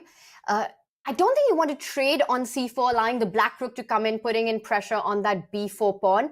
So both players keeping the tension. The knight falls back. It's a maneuvering game, this one. Yeah, and I think one of the maneuvers that we might see soon, if given the opportunity, is the idea of rook e2. It stops knight d2. It keeps watching the e-pawn. But one thing that maybe, I'm not sure if it's even a threat, knight e3 and f4. I don't know that you'd want to do that. I'm surprised if we see repetition here from Denis's point of view. Maybe sometimes you just get the feeling that you've maximized everything, and Arjun's setting up his own ideas. You pointed out a sacrifice on e3, the idea of taking on g4 at the right moment, or the rook from the c line coming in after that knight gets out of the way. And it's Arjun who declines the repetition. Yeah, I think he spied an opportunity to get that rook into c4. If white plays rook c1 and rook c5, advantage for white, and vice versa for black. Getting the rook into c4, you never want to actually take that rook. You can play bishop f1, but I think he might be willing to sacrifice this rook. I don't think you want to move it. You move it, you allow rook to c7. g7 is a tender spot as well. I don't know how, you have to be really brave to capture on b4 right now. That looks incredibly scary to play. You know, rook c6 coming in, rook c7 coming in, the other rook doubling up on the c line, g7, a mate in one. Yep. Yeah, completely agree. And don't forget, this queen is making an appearance on the king side as well with queen to h4. The f-pawn is hanging. You really do not want to capture this with the f-pawn, but Tanya, you kind of have to. Because the f3 pawn is hanging otherwise. You take it with the other pawn, the black rook jumps in and queen h4 anyway to follow through. This is an incredible idea by Arjun, you know, planting that rook on c4, not to attack b4, but a way to stop white from infiltrating into that queen side. And now black getting active with queen h4 or rook takes pawn. He's gone for pawn takes pawn with the h-pawn. Yeah, he captured this way, but I think it was because if you take the other way, queen h4 hitting the f2 square is actually just way too difficult to deal with. So he's willing to give up a pawn and maybe move the king, move the bishop up, reclaim the f file a little bit. The bishop on c8 is such a bad piece, and I think it's going to come down to this middle game. Endgames still look bad for Arjun. 20 seconds left, Tanya. Can he find the best move in the position? And I just love how both players are pretending that the c4 rook isn't even hanging. Like, neither really cares about it. You know, bishop takes rook, what even is that move? Well, now they care. Yeah, now they care. Of course, had to jinx it there. Maybe they just realized. Rook back to f8, guarding the queen. I think this is a little bit of an achievement for Denis. Even though he's down a pawn, my goodness, the infiltration is obvious. It's huge. I mean, compare each of the pieces to its counterparts. Rook, bishop, super active. And I think from Arjun with 8 seconds, he needed to make this move. He wants to free up that bishop. A very human approach. Yeah, I understand it completely. G-pawn is hanging. I think as white, you can almost just accept it. I was thinking about pawn takes and then maybe going after the A-pawn if the bishop decided to capture. So I wonder, maybe he'll just tie the bishop down with rook c6, but I like the idea of going after those queenside pawns. And we've seen this pattern by Arjun, right? Sacrifice the e-pawn to activate a bishop. It's happened before in the match. Yes, exactly. I like it this time, a little bit of the opposite move, you know, pawn to e5 instead of pawn to e6. And the bishop's out, but this is the drawback, right? That a6 weakness. It's a massive point in the position. With no queens on the board, white's king is absolutely safe. Those two connected passes that Arjun has are too far behind to actually create counterplay. Yeah, I'm actually wondering about the move e6. I think e6 has been there for a few moves and perhaps missed. Well, rook h7 goes for another attack. Instead of e6, he's going for all the pawns on the board, and Arjun desperately seeking piece activity. Yeah, not liking this. Rook f5, dangerous, looking to take on e5, but hang on, he's just blundered everything. That bishop is going down. This is over. Denis Lazavik's about to win the bishop and is about to extend his lead to a 2-pointer here. He does it with a check. The white bishop under attack. He can simply fall back. Take on d5 as well and just go for a simple. He has so many ways to do this, doesn't he? Yeah, he decides to give up the bishop, play rook b7. Very, very impressive calculation there, and it's 3.5 to 2.5, Tanya. It's amazing there. I mean, just that finish, pushing that a-pawn forward, calculating that the black rook cannot come to its defense. And there we have it. We have Denis this time with another Sicilian on the board. Yeah, it's time to keep experimenting with these different openings, trying to find the one that you like, because ultimately when it comes down to the bullet segment of this SCC match, you need to know exactly what you're supposed to play. You don't want to be guessing or still inventing. You're trying to figure that out on the way there.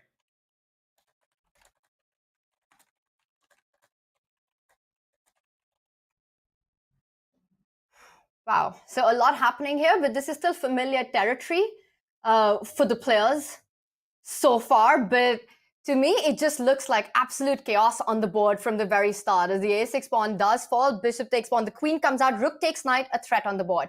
And d6 falls. Yeah, I'm wondering how much of this is preparation by the players, because I always get suspicious, right? When the eval bar is right around equal and they're just whipping out seemingly best moves with very little thought. They are that good, but at the same time, they are that well prepared. And you need that because you don't want to burn those seconds early on in an opening, Aman, in these formats and be left down to your last couple of minutes when the real problems come. So I think opening preparation is really a huge part of it. We've spoken about also the importance of adapting. We saw the match start with e4, e5 by Denis, and now it's moved to e4, c5 until that gets broken by Arjun Erigaisi. And here we go, bishop pair. This is the classic battle here, right? You have the pair of bishops, but you are down material. The queenside pawns for white outnumber. And what you'd like to do, I think, is eventually bring that bishop back to c4, trade the light squared bishop, and we see that plan being executed right here, even though bishop takes b4 is possible. It might be the move that has to be played, right? If you take the bishop on c4, queen takes bishop, ideas of c8 coming in as well, not giving you enough time. The d5 square would have been lost, so he does go for bishop takes knight. And what a crazy position. I have to say, the narrative of white winning every game in this match, I wonder if this is once again Arjun's chance to strike right back. He stops the black king from castling, now stuck in the center, rook c1, rook c8 to follow up. What an amazing idea. And with 4 minutes and 46 seconds on the clock, I'm just going to go out on a limb and say this entire thing is prep, because I think that if black had taken on e6 with the rook, then Arjun would have found a way to win the a pawn. And the engine is probably saying, oh, it's equal. You lose that pawn. The b pawn's not going anywhere. So he takes this way thinking he's got the b pawn, the a pawn protected, and queen f3, a shot in the dark. This is a move you can easily miss in calculation, and it looks really strong. Not only does it stop the king from getting to safety, queen h5 is a nasty little threat that has been set up. The e5 pawn hanging as well. And if black was to capture on b2, say, pick up the pawn, defend his own central pawn, then white just activates the rook, right? The other idea we're talking about, rook takes pawn, comes in. Rook c1, rook c8 ideas. This is Denis Lazavik in huge trouble in this one. I think Arjun's once again about to equal the match. Or is it too soon? It seems to call that? It's just like nonstop, right? It's going back and forth, like one win and then equal, a 1 point lead equal. No one is pulling away. And honestly, Tanya, the trend is continuing. I've been tracking ever since you brought it up. White pieces every single game. Just such impressive play with black just trying to keep it solid, but not working so far. The check does arrive. The e5 pawn can be picked up, and the black king will still be stuck at the center of the board. Not just the e5 pawn, 8-7 looking equally tempting. Yeah, both captures defend the e pawn on e4. So it really is a full extra pawn with interest. The king is going to be wide open. The pawn structure for black is terrible, and this easily looks like an Arjun Erigaisi masterclass straight out of the opening, right? It was all his opening prep and quick play that got him this winning position. And this is one of Arjun's biggest skill set, just his ability to bounce back right after a difficult game. And it just doesn't bog him down. And I think this is also something so quintessential to the younger generation, their ability to come back so quickly, to let the last game just be, to forget about it. The goldfish memory is super strong with these guys. Yeah, we talk about adaptability. That's also a great asset to have, right? Not tilting and just being able to constantly jump into the next game, and not think about what just happened, not letting it affect you. King e7, jumping into the middle of the board here. I mean, there is no shelter for this king. I don't even know where to begin. King f8, queen d8 checkmate. That's how bad it could be. And king on the D line, the rook suddenly becomes active with a check as well. Now queen takes pawn, while two of them hanging with a check. It's like Arjun's calculated his way through. He's barely taking seconds to make any move right now. Aman, I know it's still early-ish days in this match, but to my eyes, I think the narrative, that the storyline that's being set up is that for Denis, it's absolutely critical that when the match reaches that third segment, that final segment of bullet, it needs to be at least close. I think if Arjun's able to pull away by, let's say, a 2-point margin over the next few games or in the 3+1 segment, I think it's going to be incredibly hard for Denis to bounce back. So for Denis to keep that momentum where he takes the lead, even if it means that Arjun comes back, it's very important for him because in 1+1, it's anyone's match. It has to be close for Denis's chance. Completely agree. And I'm looking at the match clock as you're saying that, and it's exactly expired. So that means this could just end up completely level after the 5-minute portion. And we know that Arjun had that slight edge head to head in the bullet. So that's probably where he wants things. It's going to be fascinating. And I remember that because he had this huge overwhelming advantage in bullet against Denis. But I also think that Denis over the last year or so has become such a beast when it comes to bullet format. And I wonder how Denis views his chances, even though the score seems lopsided so far. It's going to be a fascinating match. And this position, it looks like, is building up to that. The last game of 5+1 and Arjun Erigaisi in control. Yeah, he's guarding the e-pawn permanently now with this f3 move. White can sort of safeguard everything, maybe with h3, king h2. He's welcoming the idea of queen takes b2. Any kind of trade, White picks up the h-pawn, and it's going to be 4-on-2. It's not just a 1-pawn advantage. A 2-pawn advantage in a rook endgame is enough to win. That would be massive. I think that Denis's best chance is to keep all the majors on the board. Any trade would suit Arjun just fine, especially if he's able to vacuum over the entire queen side. Right now, Denis attacks the queen. Queen comes back, and I wonder if this gives the opportunity to centralize the queen on d4, and he does it. And now the rook on f2 pin, rook takes pawn was a threat. Yeah, he's trying to play rook b5, rook takes b2, which, I mean, I can understand, but I think at this point, it might be counterattack time with rook c1 or rook c2. Like, I think White has some very serious threats to be making down there. He goes for your idea, Aman, and it makes so much sense. You just bring the final piece into the attack. If rook takes pawn, you can trade. There are ideas of rook check and followed by queen checks, which do look devastating for black. Currently as well, up 2 pawns.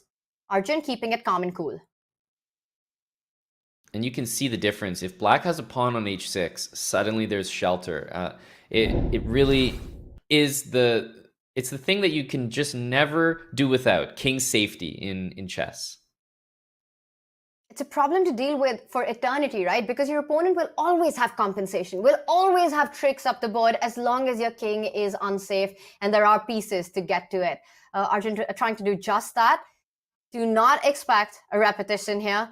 He's going to try to find a way to bring his queen into the attack. Now. Amazing. Just incredible. Look at that. It's all level. And there was no way to fight against the checkmate. Queen takes pawn wasn't a big threat. It was a checkmate that was unstoppable right there. Then as he thought for a few seconds, no way to defend that pawn, and then he resigns. And again, Arjun Erigaisi equalizes the match, gets the win. Very convincing, this one, Aman. And just convincing the white pieces this entire match, Tanya. I think I was starting to feel it, but as soon as you pointed it out, I just realized, yes, that's exactly what we've been seeing. Great games with the white pieces from both sides, squeezing out these minute advantages, great opening prep. It has been a thrilling match thus far that is absolutely dead even. It's absolutely insane, right? Except the first game that ended in a draw. It's been a dogfight since. There's just punches being traded, a win, a loss, a win, a loss. And finally, we go into 3+1 with a level score. It's a match you can't keep your eyes off. And speaking of eyes, Chess.com is excited to announce Zenny as our official eyewear partner. Whether you need prescription glasses, sunglasses, or blue light protection, Zenny has the perfect fit for you. Explore hundreds of styles in a range of shapes, materials, and colors, and try them on at home with Zenny's virtual try-on feature. Look no further for your perfect pair of glasses. Through October 31st, you can save 15% off your purchase. The code is SCC15 for that 15% off. Use the command Zenny in chat to claim your offer and get those very super cool pair of glasses. Now, we will be right back for the 3+1 on the other side of this. This match is an absolute blockbuster. Don't blink. We'll be right back.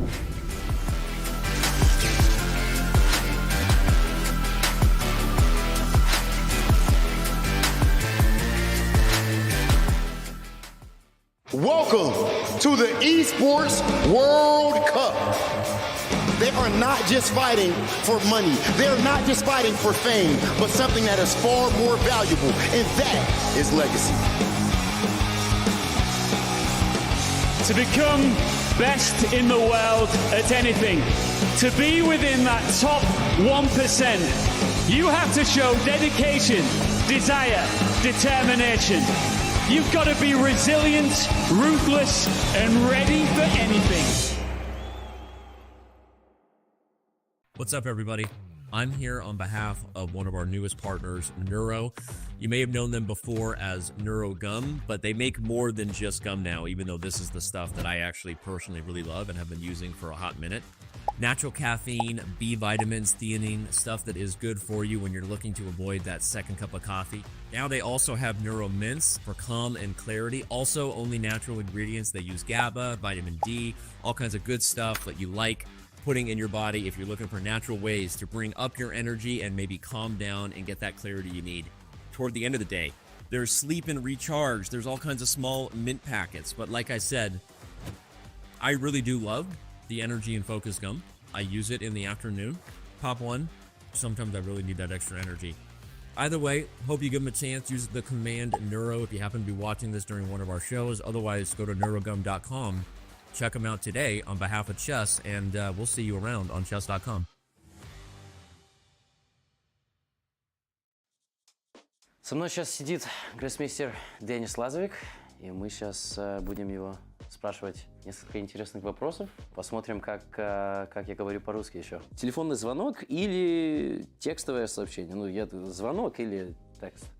Ну, я больше люблю переписываться, так можно обдумать все и не нервничать. Я тоже. Слушай, мне звонят, я просто... Это лучший вопрос сейчас. Ну, зима или лето? Зима. Зима. Нравится здесь? Да, в Торонто. Твоя самая любимая группа? Не особо слушаю иностранную музыку, но вот я недавно послушал группу Nirvana. Ну, это, мне понравилось. А русскую музыку слушаешь? Вот для меня B2, она очень, очень хорошая группа. Ну вот, когда там с папой в машине еду, там радио, и там, конечно, русские песни, да. Ну, я даже не запоминаю, как название. Окей. Знаешь хотя бы, ну, Виктор Цой? Да. Окей. Тогда хорошо. Я не так давно его узнал. Потому что я родился в США, поэтому я даже не знал его музыку, и вдруг я где-то услышал, мне очень понравилось. Любимый создатель шахматного контента? Мне нравится Корона, подкаст Короны. Могу какие-то видосики Hikaru посмотреть и так далее. На русском это, конечно, ну, Левитов Chess. Смотрю там. Oh my god, these are big Russian words. Слушай, как сказать это слово? Вообще не... Художественное. Художественное, вау. Художественная или научно-популярная литература? Наверное, научно-популярная. Кофе или чай? Чай. Я так и думал, но для меня кофе это я как Шерлок Холмс. Блиц или классика? Блиц. Я с тобой несколько раз играл, да. Я вот помню, может, даже 2 года назад в титульном фронтике. Я пока еще был международный мастер. Мне это очень не понравилось. Онлайн или за доской? Онлайн. Лучшее изобретение в истории человечества? Интернет. Денис, спасибо, что ответил на наши сумасшедшие вопросы. Спасибо.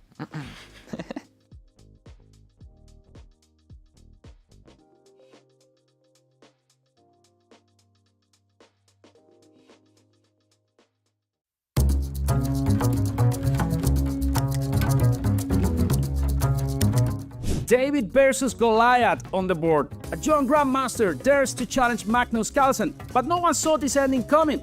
I'm Grandmaster Pepe Cuenca, and you have to see this game from the Champions Chess Tour 2024.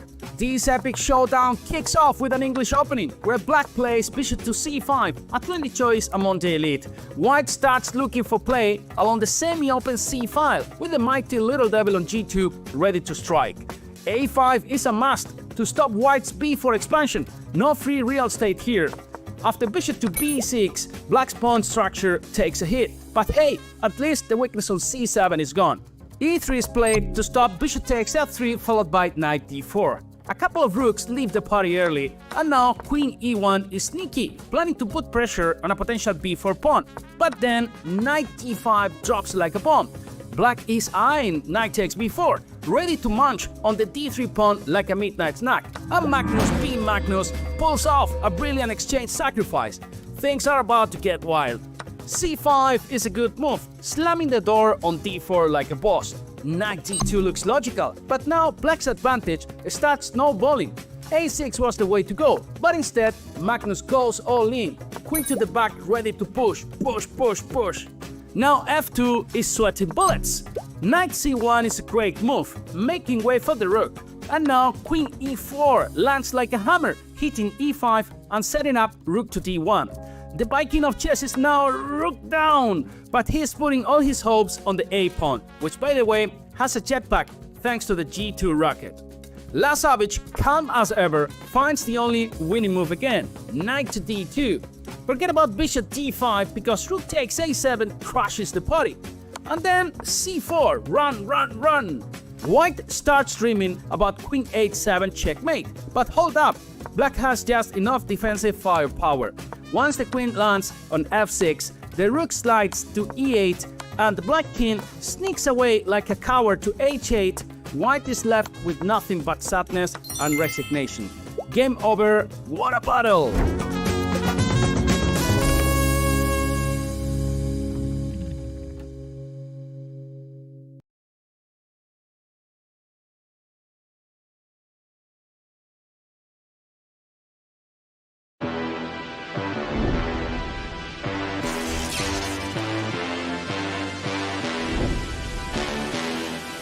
It's time for the sequel. It's time for 3+1. It's Arjun Erigaisi versus Denis Lazavik, and what a match this is shaping up to be, Aman. We end the 5+1 portion completely level, 3.5 piece. To that, we're going to bring up our pre-match predictions because so far it's been pretty much on point. Yeah, I mean, we talk about the pre-match prediction being 4-4 completely level in the 5+1 portion.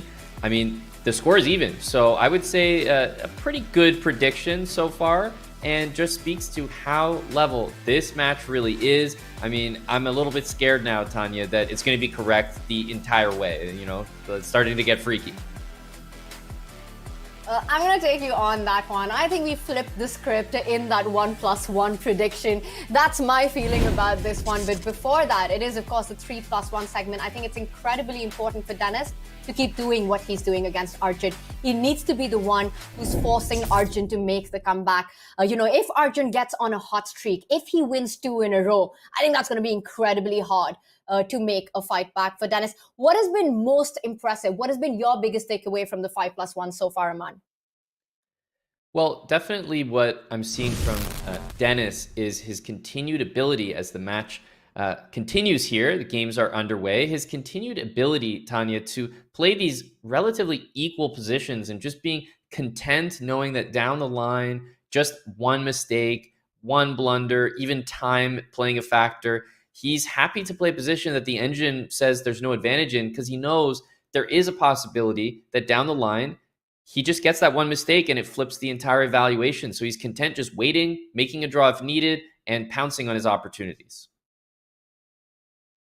And that's because the engines don't take into account the clock factor, the nerves factor, just slowly building the pressure and how difficult it is to be accurate in those positions if you're on the defensive side. Well, Arjun's shown this incredible ability to bounce back by being behind a point every single time so far. We've also seen the narrative of white pieces winning every single game. Will that change in 3+1?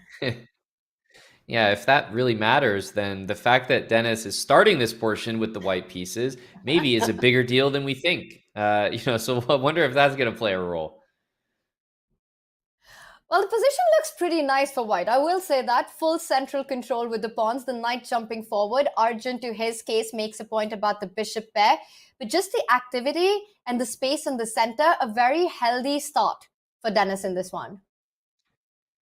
Agreed. I'm liking the position here, but it's kind of no surprise. We're once again in the Catalan, a structure, a position that he knows so well. And in general, with the white pieces doing so well, it means that most of his Catalans have gone very well for him.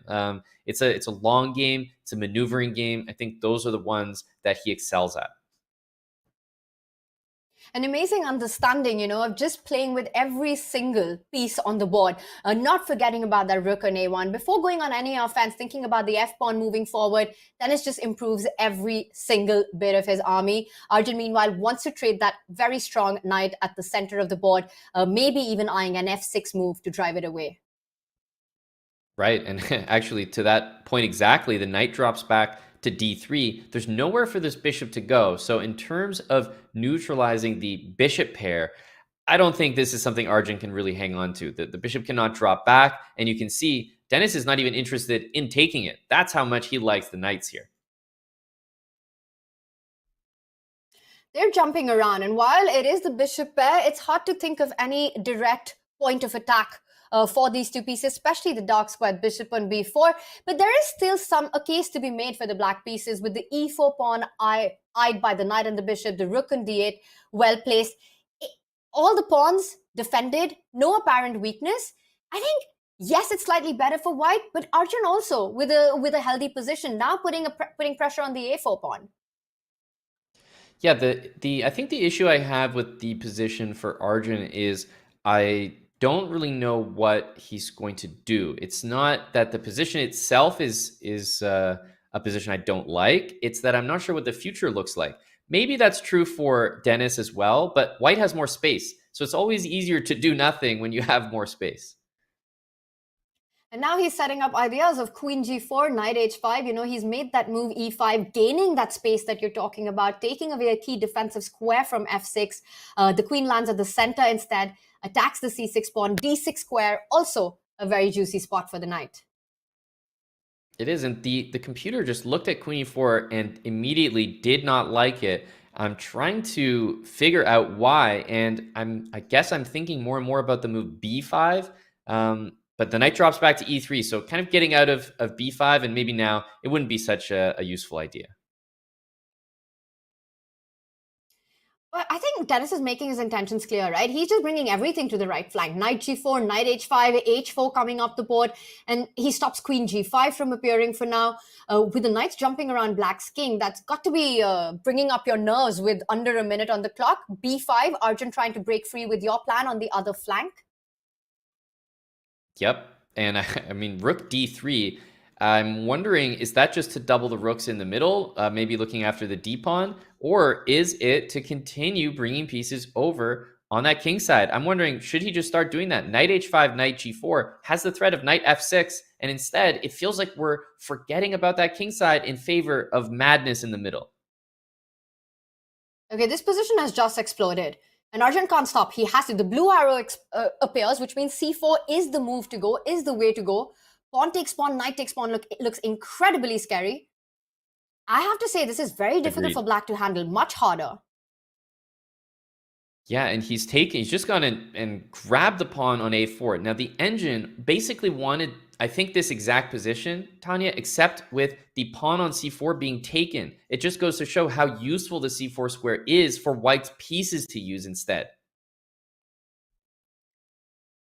An incredible understanding there by Denis. He didn't rush with knight g4, keeping perhaps this option open that if a4 was traded, the knight can go to c4, threatening a fork on b6 and eyeing that big d6 outpost as well. Not just that, white can push the pawn to d6, create a forever passer as well. Just so many tempting options, and Arjun, Denis even with extra time on the clock.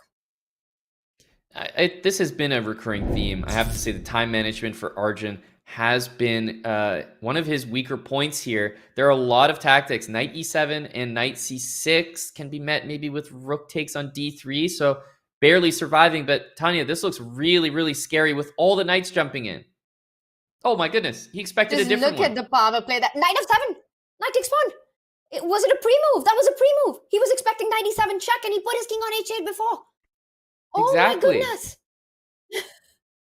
That was an incredible blunder. I mean, I was looking at knight e7, and it's the first move I saw. Then I realized all the knights could jump in. He only expected one. And Tanya, that is a mistake that comes from low time, right? Doing it to himself, putting himself in that situation. Absolutely. Blunders do not appear out of nowhere. It was the constant pressure that Denis put on the board, on the clock, and eventually Arjun cracking. And once again, White scoring a win. Yeah, it's up to Arjun now to equalize because one thing we haven't seen, Tanya, in this match, and we're really waiting for it, right? Both the players are gunning for this as well, is winning 2 games in a row. Honestly, winning a game with the black pieces at this point would be an incredible achievement in the match. It might just shift it entirely. I absolutely agree. It will be the first to happen if it did. Hasn't happened so far. And the position I'm seeing, I have to say, I really like the space advantage in these openings that White does build up. You know, with that D pawn, which is already up the board on D5. Now the A pawn going to A5. It just feels like you're clamping down and you start your maneuvering on the right flank. Even the G pawn can move forward to G4 and then the knight coming on G3. Yeah, the one thing about this knight on B7, it looks terrible, but there is sort of a saving grace maneuver bringing the knight back to F7. The bishop on A7 is actually on a very good diagonal. So really none of Black's pieces are actually in too bad of shape here. But I'm still liking the potential in White's position after this last move. You know, he's going to try to set up the H-pawn moving forward, G5 coming in, that knight on H6, some questions being asked there. It just feels that perhaps slightly easier for White to make aggressive moves and aggressive plans here. Yep, it's weird because in terms of the space and the potential, I feel like White has a great position, has all the push on the king side. But then I'm looking at the quality of the pieces, and both of these bishops for White are not looking very good compared to their counterparts, which enjoy some very nice diagonals. So I'm conflicted. I don't really know how to evaluate, which one of those things is better. If you're White, you have to aim for the pawn breaks here. You have to find a way to either go with the F-pawn, which of course comes with its own drawbacks of the E-line opening up, or somehow try to get H4 on the board. Meanwhile, a quick decision there by Denis to give up his bishop. And this is what he was counting on.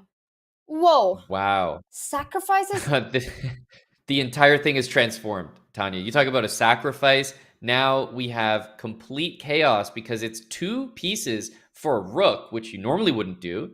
But look at all the pawns. I'm trying to do the maths really quickly. It's harder than it appears. That's 2 pawns and a rook for 2 minor pieces here. Wow. And if you've got the black pieces here, you're really dreaming and aiming for some trades of the queen. Try to take it into the endgame, where then you can start pushing your pawns. And the problem you mentioned, that bishop on C2, just a really ugly piece with a limited future there. Exactly. Yeah, and you really don't want to have to deal with it. There's G6. The knight is coming into F5, but immediately stopped. And I was about to say, when are we going to see the king race to the other side of the board? There it goes. There's just no way it could stay on G2. That's where all the action is going to be. We're about to see it happen right now. The king is safest on either D2 or even further down the board on B2. But meanwhile, as Arjun set that up, Denis has set up ideas of his own. He's about to advance either the F-pawn or the G-pawn. Yeah, it's tough to figure out. Okay, he says, hey, that's a great idea. I see you moving your king over there. I'll copy that one. That's very smart and very equally impressive how quickly Denis came up with this idea. Again, he's not rushing with the pawn pushes, with the pawn advance. He's just improving every single piece before he strikes. Yeah, the thing is, there's a lot of pieces in Arjun's position. So in terms of improving things, it looks like there's more to be done for Arjun over a longer period of time. If it's a pure maneuvering game, I think that Arjun's pieces can improve a little bit more. And he's trying to do just that. But the way Denis's pawns are placed, it's kind of hard to make progress, right? The bishop's blocked. The knight doesn't have great jumping square. And so it retreats, which is also why, Aman, I think it's so important for Denis to not rush with the pawn break like F5 or G5, giving away entry points to the minors. Yep, exactly right. If you see g5, immediately the f5 square. If you play f5, suddenly the dark squares are quite weak. So that's why we're at this standstill, and he's decided after knight h4, because the knight can't jump into g5, that now is the time to strike. It is. It's go time, f5, and we live. But this means the position really does open up. Arjun, he first brings the queen to f2. I think he's also creating a square for the bishop to retreat on h2 if it does come under attack. Bishop h5 in the air. And I wonder if you're going to see ideas like e4 and queen b6 coming in at some point. Right. Yeah, and that's why the king dropped to a8 there, getting ahead of that idea. That was a really, really strong plan.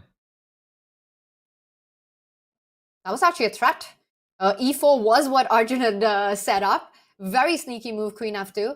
And now the waiting game. Both players just making their king safe. Yep, bishop c8 guards a6, sort of getting even further ahead of a potential queen b6 move, and also clears the 7th rank. The question is, when are you ever going to fully commit with the move f4? Because that's the only real way to make progress. Black would never want to play e4 because you just give up way too many dark squares.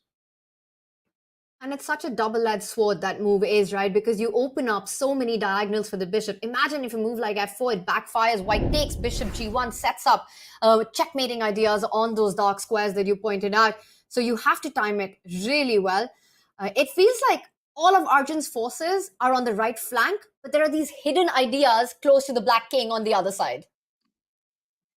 Exactly, yeah. Long range, maybe black's king could actually be in more trouble than white's. 20 seconds for Arjun. We always see him low on time, but this is the first time that I think Denis is right there with him in the time pressure. Arjun just needs to hang on a little bit longer, and there's e4. It arrives. He's opened up the dark square diagonal. I will point out that the queen and the rook for Denis do a great job of defending the black king on the other flank. Now Arjun's pieces are jumping in. This is starting to get scary for black now. Yeah, it is. Rook g2, always watched by the bishop. The bishop is hanging, but so is the queen, so it needs to be reacted to first. The bishop takes on f5. I think you have to take with the queen because you don't want to allow that rook g2 move. And we have it on the board. Great spot there. You have to be fast with these tactics, and Arjun wastes no time. I think that could have potentially been a pre-move. Queen takes bishop on the board there. Ideas of eventually, well, 8-7's hanging, but I don't think you want to rush with that. Rook g5, a big blunder. Queen c8. Queen c8. Oh my goodness, that's a 7. massive blunder. Where's the finish? Rook f8. Do you just go rook f8? That And is he does it. It's really, over. really big. So do you just play queen e8? Wait, Yeah, where's... you're threatening rook here. Stopped. Rook g7. Bishop attacks the rook. Watch out. If Bishop rook h4, bishop G1? g1. No, bishop g1, rook g1. Because there's rook h2 after That's rook amazing. f7. That would be an unbelievable finish. And look at this. Instead of taking the queen and going queen e7, wait a minute, what was that? Just waiting with bated breath here as queen f2 is the idea. Oh, that is a killer idea. Playing on the dark squares, and rook f7 runs into queen takes pawn. Queen f2, that's game over. And it is game over, as once again, it is Arjun who makes the comeback, and it is with the white pieces. How does it keep happening, Tanya? I don't get it. It's the white pieces victorious again. There was a lot going on in that game. Let's not forget, Denis went in to that voluntarily. He said, let me sacrifice, get the pawns, give the pieces, and in the end, Arjun made him pay. I'm almost starting to believe, Aman, that the player who wins with black first is going to win this match. It almost feels like it's written in the stars.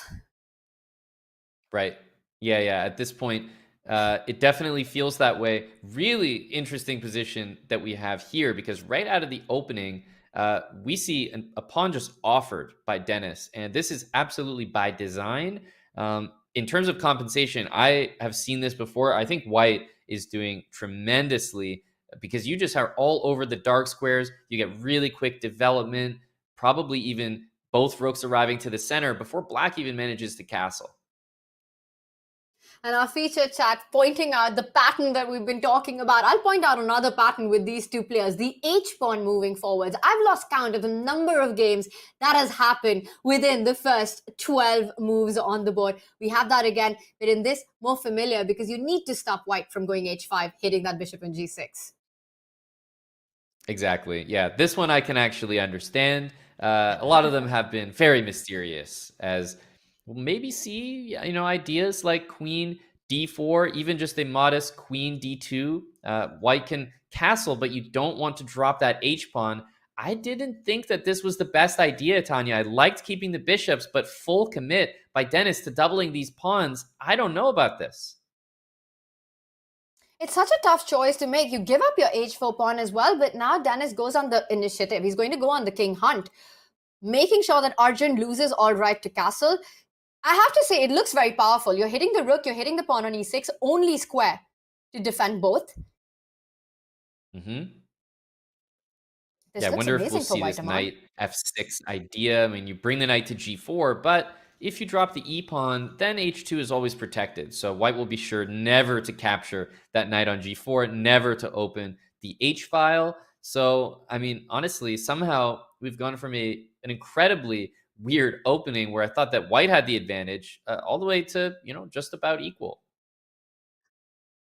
You say just about equal. I mean, this looks absolutely nuts to me, Aman. It looks insane, this position. Queen e5, and you won't take on g4. Will he just go for a queen trade, potentially? Queen g3, trying to get the queens off the board. You're not up a pawn. It's level material. I'm not sure how good that will be. Well, he fights on. He keeps the queens on the board. I hear you're equal. I see the eval bar agrees with you, but I think from a human perspective, it's a game for all three results, this one. Yeah, well, equal meaning equal chances. Certainly not a draw. So at this point, I would take white. I would take black. The position is impossible to even see an advantage for either side. Look how scary this looks for black, but at the same time, white has checkmating ideas with knight g5 as well. And I think that's exactly why Arjun forced the queen trade. He didn't want to allow those knight jumps, spinning and mating on f7 there. Now material balance, and I think now it feels like once Arjun's able to get that h8 rook into the game. But is it that easy? Because once that happens, you can imagine this fizzling out. But Arjun's still behind in development in this one. Yeah, I wonder if is it fair to say that at this stage in the game, is this like one of the better positions we've seen for the black pieces this match? I am inclined to agree with you. I mean, usually it's, even if it's some sort of a dynamic equality, it's usually white who's on the push, on the attack there. But so far, things do look under control. I like this idea of trying to bring the knight to c5. If white goes b4, black has the option to go rook c8, putting pressure on that c4 pawn. Right, and right as I said, equality, I felt that black's king e7 move, maybe instead of king g7, was a little bit risky, but maybe white missing the opportunity to do a little bit better in that previous position. Pawn to f4, can you really blame Denis for going for this move? It looks like you're winning a pawn here or encouraging the king to take a step up the board, but king d8 taking a step back, immediately I'm thinking about pawn to c5, pawn to f5 played. Oh, and that's getting dangerous right now. You take that pawn, the bishop jumps there, the knight on d7, it's under the line of fire with the rook beautifully placed on d1. Bishop takes pawn, almost looks like game over. Arjun just voluntarily walked into this, right? King f8, king e7, king d8, and gotten himself into this really strange pin in the endgame. Knight e4? Yeah, I didn't see the need for it. Knight e4 is a fantastic move. I mean, we just want to add to the pressure here. And you can see king c7 is the move. How do we keep adding the pressure? Well, the blue arrow shows up and Denis Lazavik shows up. Knight d6 hitting the bishop, knight b5, a big idea on the board. Always taking on d7, the e5 pawn hanging in certain positions as well. And meanwhile, Arjun's rook on h8 hasn't made a single move in the game. Yeah, that's right. It's been dying to get into the action, and we're seeing it yet again. This has been consistent. Time pressure for Arjun, right? How is he going to survive in this match being always the one first down on time? And he cashes in. You know, he played it to perfection, built the pressure. Now he's up a pawn, takes that bishop, takes the pawn. Bishop takes knight. I have to say, again, you know, you want to keep that bishop on the board. So rook d5, understandable. But is the black knight too active now, Aman?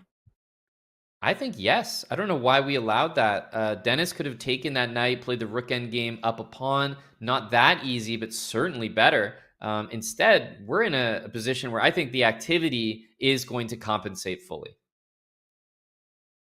A b2 attack, you can't push the pawn because a3 will fall instead. So I'm expecting more trades with rook takes pawn and knight takes pawn.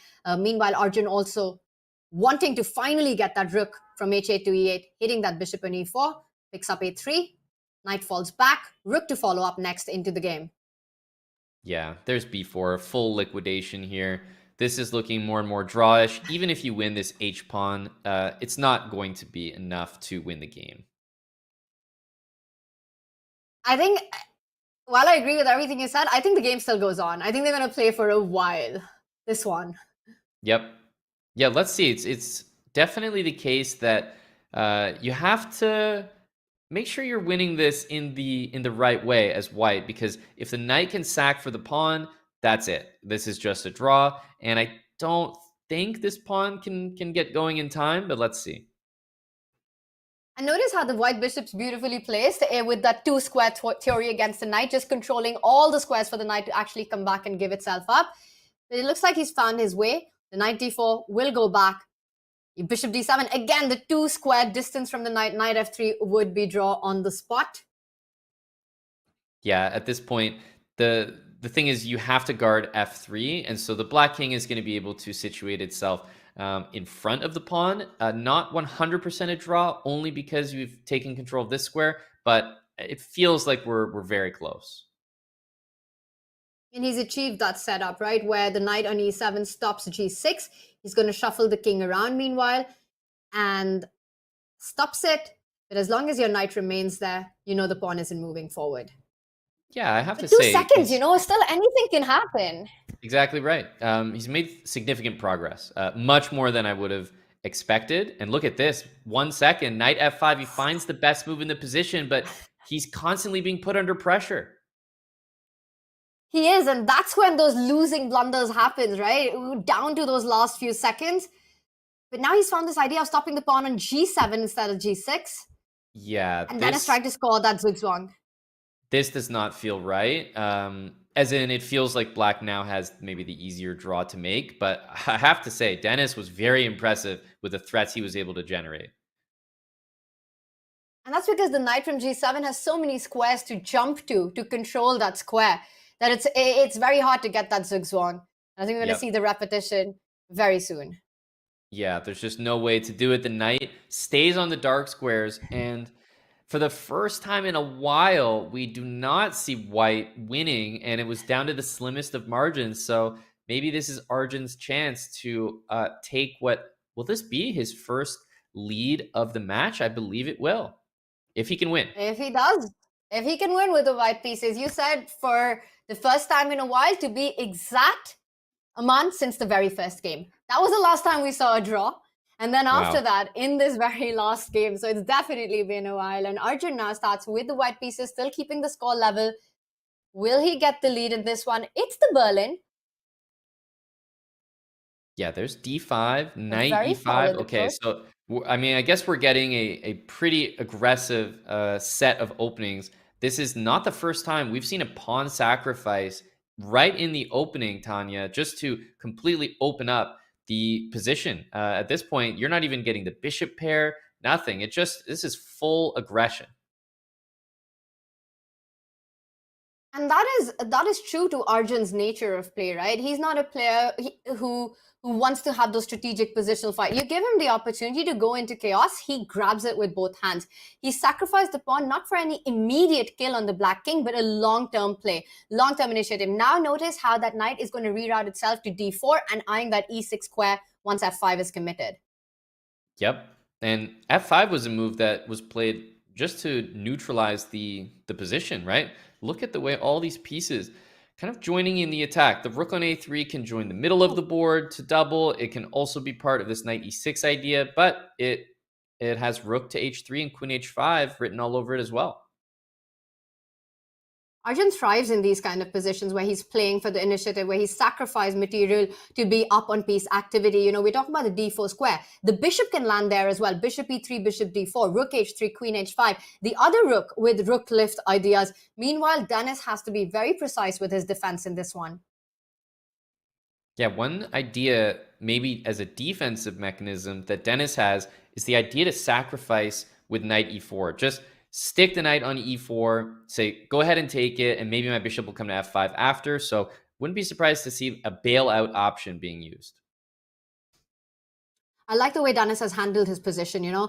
He's gotten rid of that knight with his bishop. He's given a bishop pair, but this allows his pieces to get out. The queen on f6, really nicely placed. The rook ready to jump to e8 to liquidate the position further.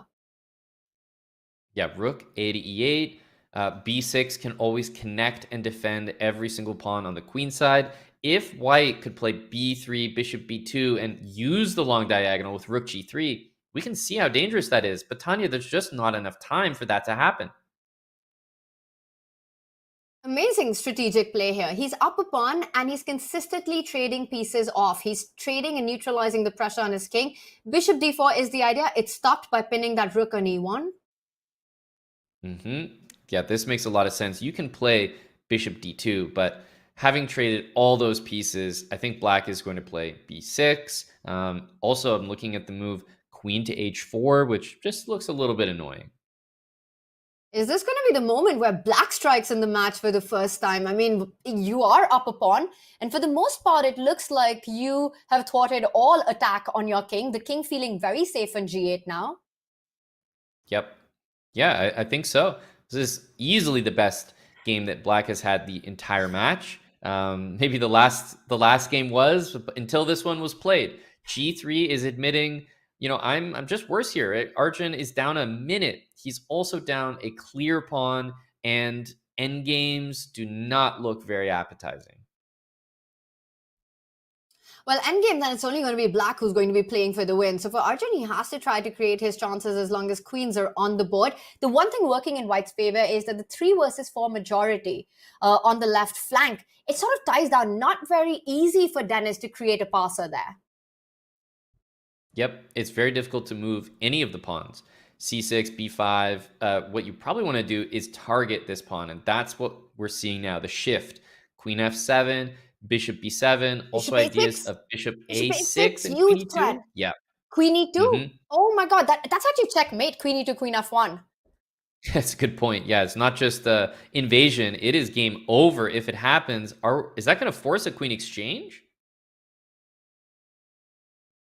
Or queen f3. I think he had only 2 moves. Interesting. I'm really not sure if queen, like the knight e4 move that the computer with that blue arrow is clearly suggesting, doesn't make a lot of sense to me because it seems to go into opposite bishops. And that's what discouraged Denis because of the drawing tendency in opposite color bishop, even if you're up a pawn. Instead, Denis going for a very human approach here. Queen f7, hitting on d5. And there was something better that Arjun has, but Arjun sort of sticking true to his style, and it's a blunder. Is there a knockout He's in really this going position? all in here. I don't know. You can always go for that d pawn, right? Because bishop b7. So I wonder, and it's been played, if that's the idea right now, do not open things up. Instead, just take this d pawn. The b pawn will fall. If you trade everything, Tanya, every single queenside pawn is about to disappear. I think that's exactly what Arjun missed. The sneaky move, bishop b7, the retreating moves, often the hardest to find and the easiest to miss. d5 still cannot be defended. And now look at that bishop, just how active it is. Arjun still trying to create threats. a5 hanging, but queen h5 in the air. I have to say, I'm a little bit shocked we didn't see queen takes d5.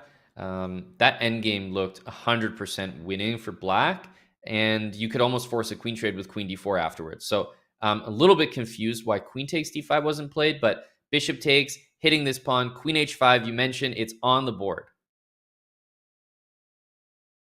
Activating that queen, and I'm with you. Queen takes pawn look just so much cleaner and a game where you're completely risk-free. And you know, when you've got 40 seconds on the clock, your opponent 13 seconds, that endgame, well, you could have an hour and you probably don't defend it. Exactly. Queen d4, c4. So the double pawns have been eliminated. There are 2 connected pass pawns. You get rid of those queens, Tanya, it's 100% over. The pawns are even all on dark squares with the light squared bishops. Arjun's playing for tricks. He has to play for tricks right now. He's trying to activate the queen, eyeing that d8 square, stopped by Denis.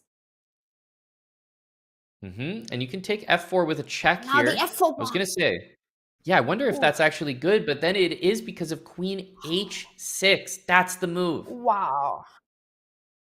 And how quickly did Denis spot that? I mean, that is incredible stuff. The black king marches forward on the dark squares. Yep, this is 100% over. Completely winning for black. You have these 2 pawns marching down. White has 2 pawns that are weaknesses, and there are 0 pawns in black's position. And actually, yeah, didn't expect that to pop up so quickly, but that is a win for Denis Lazavik because Arjun resigned knowing he has nothing to do here.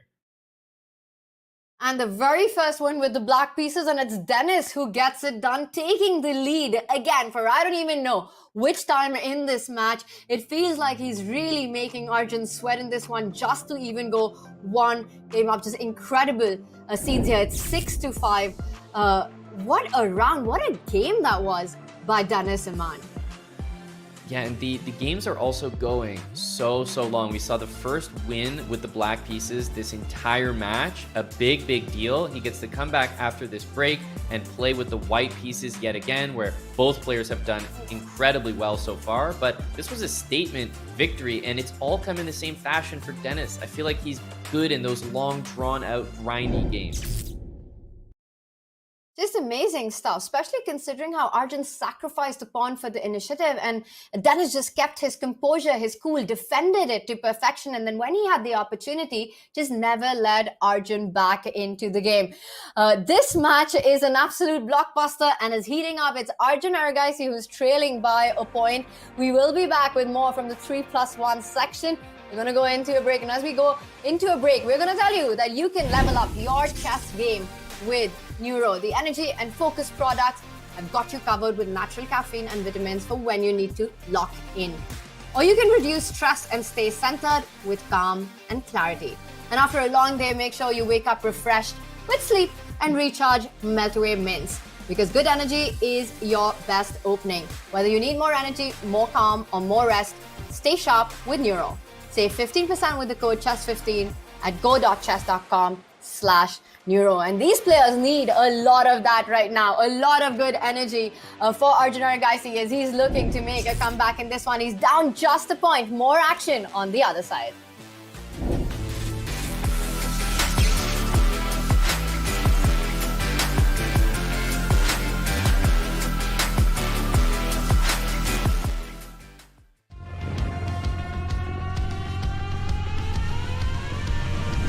Another pep talk? Nah, you're past that. High fades, but good energy, that stays. Workout, workday, whatever. We're here for it all damn day. It's never just one thing. Be ready for everything. Mind sharp, focus locked. Don't just move forward. We've got good energy. Neuro Gum and Mints.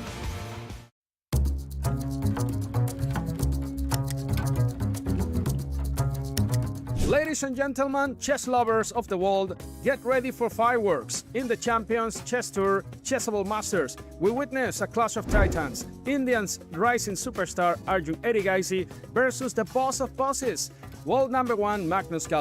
The game kicked off with e4 from Arjun, and before long we had a Maroxy set up against the accelerated dragon. Carlsen goes for queen b6, the trendy move these days, hotter than TikTok dancing.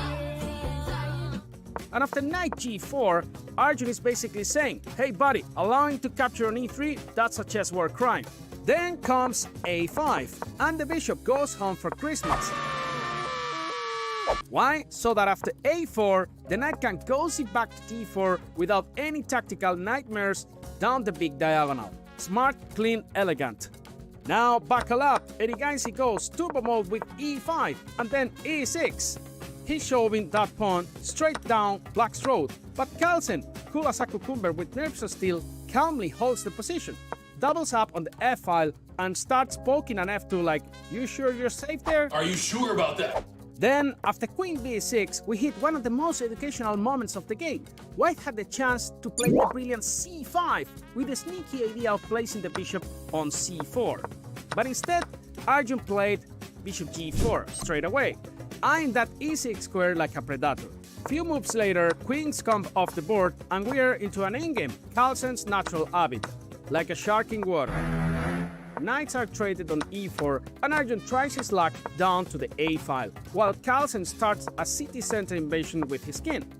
Then Magnus plants a pawn on e3. Dangerous, sure, but also a potential weakness. It's walked a bit too far from home.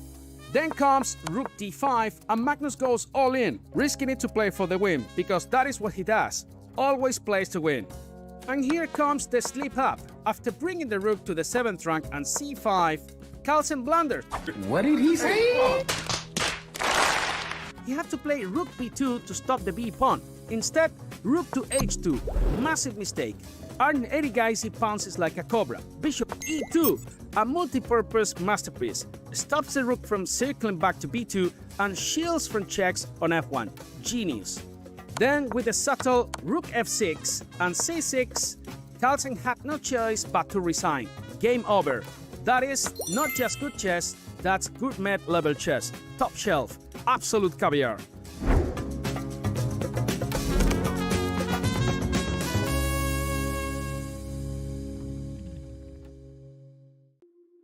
Whether it's sunglasses outside, blue light glasses inside, or night-driving lenses in the dark, Zenni has affordable eyewear for everyone at Zenni.com.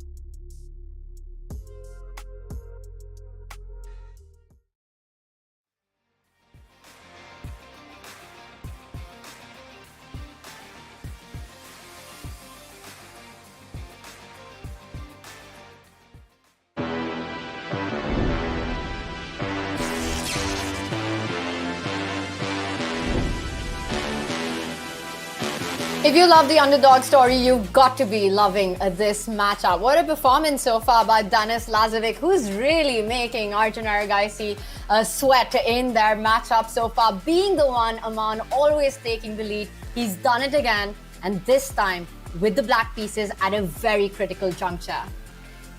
You know, I've never seen Denis Lazavik really have a bad match.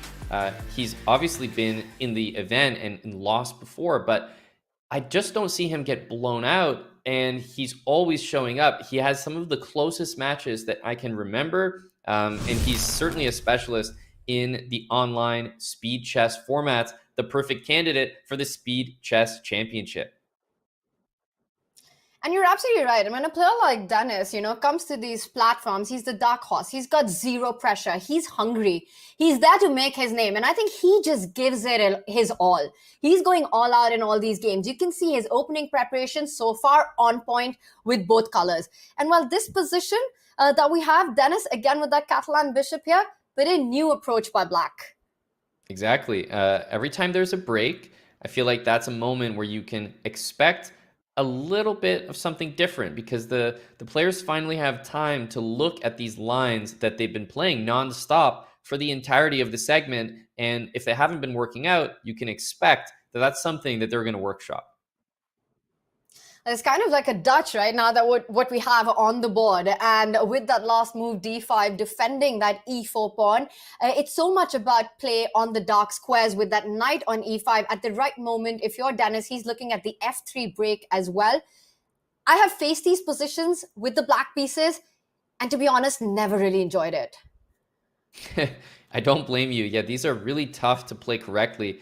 The d5 move actually just shuts down the bishop on b7. It's looking at d5, it's looking at e4, whereas f3 all of a sudden opens things up. So I really do prefer white's position, but the engine is reminding us it's just completely equal here, and black is right to strike at the d4 pawn in order to try to undermine that e5 knight.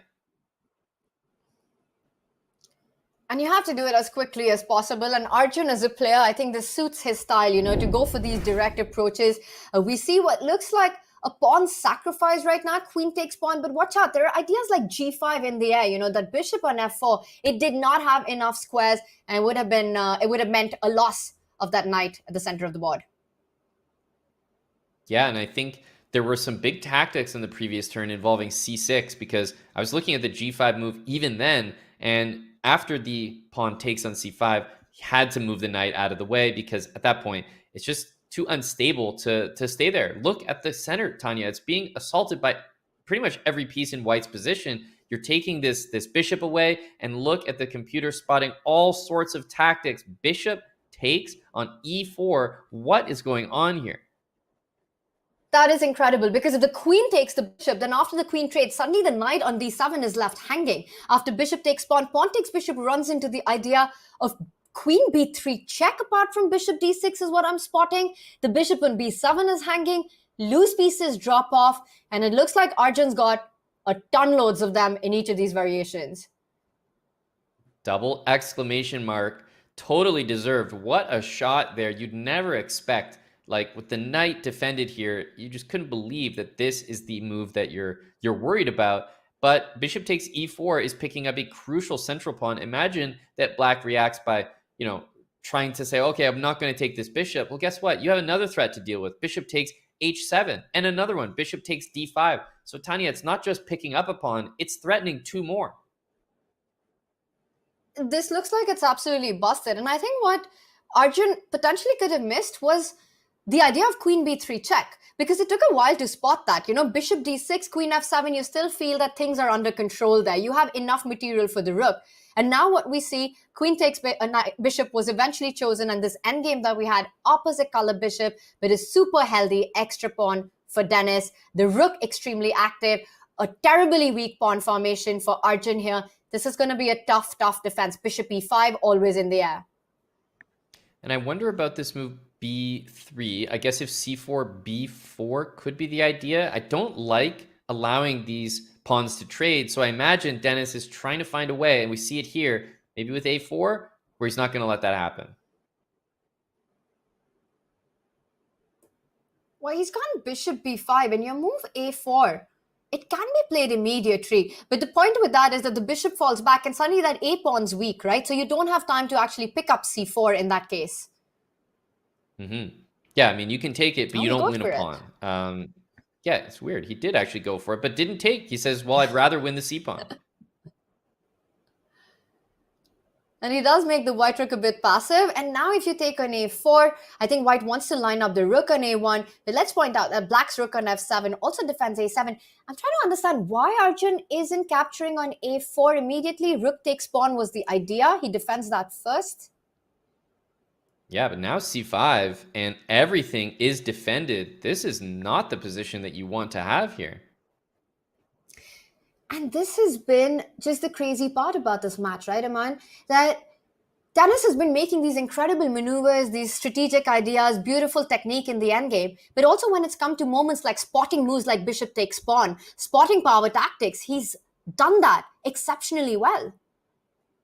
Yes, he's delivered kind of an all-around performance here. The one thing that has been in his favor the entire match and continues to be now is time. Arjun down under 30 seconds. He's not set himself up for success because I think almost every single game, Tanya, he has been down on the clock. And that's come to bite him so many times as well, right? Those final few moments ending in a blunder just because it's an extremely difficult position to defend. You need those extra seconds. And this one, he does stay 2 pawns, which I think are about to become 3 pawns because the e3 pawn, I don't see a way to actually defend that. Maybe even 4 pawns. Yeah, rook g6 does force the king backwards. And now if you want to defend this pawn, I think you actually, well, okay, he actually found a way. I was going to say you could give it up, but he says no. And a 2-point lead, Tanya, for the first time in this match. And what a way to do it, right? First he wins with the black pieces, and then this match is getting all the pawns off the board, immediately finding that defensive resource before you could even spell it out, Aman, because that was the idea that I could feel you wanted to put on the board to defend e2, and Denis just played it instantly. And 2 points, and that's the first time we've seen that in the match. Arjun back against the wall. He's got to make a comeback in this one with white. Yeah, and just because white is scoring so well, now that we've seen a win with the black pieces from Denis, it puts a lot of pressure on Arjun not just in general, but in this game, because you don't win with the white pieces. You constantly are fearing that suddenly you hand the game back. Hey, here I have the white pieces. Denis is going to win again. And then it starts to become a little bit too much heading into the bullet. Remember, there's not that much time left in this segment, Tanya, because even though we took a midway break, it was actually well over half of the clock used. Exactly. And it's also because chess is such a psychological game like that, right? You always have these thoughts in your head. The players are as aware as we are about the dynamics of the pieces, about black scoring that win. For Arjun, he knows the math situation. And we sense the Greek gift here. I see by your arrow, Aman. I don't know. I'm hypothesizing here because, hang on a sec, we have knight g5, and if the king goes back, I feel very good about queen h5. But if the king goes forward, I'm also looking at queen g4. So I don't know if that was missed there, but it looked really tempting. And queen d3, you know, I got questions about f5. I guess we're getting rid of this piece. I wonder if the defensive resource in that line could have been bishop takes pawn, king takes bishop, and just rumor me for half a second, knight jumps forward, king g8. And when the queen came to h5, the bishop from f8 would have moved to maybe d6, hoping to run away. Right. And that's just the chess player in me taking over. Well, that's the thing. I'm looking at that, and given the match situation, it's almost like maybe a big miss if you don't go for that. So I'm not sure if that's what the engine was spotting there, but we did see that it was given a question mark, the queen d7 move. I think Denis Lazavik might have gotten away with something big there, because look at this position, Tanya. I think it's fair to say with that d pawn blockaded, the bishop pair for black, this is really, really nice for Denis. And the problem with that d pawn not moving forward is that the white bishop on b2 is pretty much a dead duck there, right? It's not doing anything. It can't get to that g7 square. It just looks like a beautiful position with black. Maybe still a lot of work to be done to convert this. But the only player having fun will be Denis Lazavik. More pieces coming off. If the rooks were to come off as well, I think even the pure minor piece endgame would be a very happy one for Denis. Agreed. I was almost thinking about rook c8 in the previous position. Same idea with queen e4, just trading off all the heavy pieces, the dangerous pieces in the position, and going straight for an endgame. Denis doesn't need to win this, but if anything, you know, it's kind of like a play for two results game. Even in opposite bishop position, if we get there, I do think there's chances for black in that as well. Especially if that opposite colored bishop endgame has this bishop on b2 stuck behind its own pawn. Completely agree. Basically, this kind of a position almost feels like a two-result game. And that is a beautiful scenario in a match when you're up 2 points and you're playing with the black pieces. Exactly right. Bishop on d5 is a total monster. Look at how good it is. We've got the rook on the c file, not just pinning the knight, because you also want to trade, and then the b pawn would hang. So I struggle to really find a good move. No surprise, Arjun down another minute on the clock. This is a familiar spot for him in this matchup, and it's starting to get a little bit desperate here. I'm noticing Denis is really picking it up over the last couple games, Tanya. And we've spoken about adaptability in this format. You know, while the players have done a fantastic job of doing just that over the board, I wonder if for Arjun that might be something to look at when it comes to clock time management going ahead in this match, because it's really been the 17th piece that he's struggled most with. Rook back to c1. I'm at this point maybe looking at rook c6, a6, b5. The slow approach. King f7 is a great example of a move you should never play. It's so easy to make, you know, in these end games. If you're down by the seconds, you want to improve your pieces, and you might be setting just that up, walking away from any discovered checks. Also, your idea of a6, b5, he defends the b6 pawn. He wants to kick that knight out to get to the b3 pawn. Yep, and there's knight d2, which you start to look at rook c7. Maybe you don't really like that one. I do think that black can also try to play for b5 to also invade that way. And there you go. There's pressure on the b file, but this does maybe help things simplify for Arjun.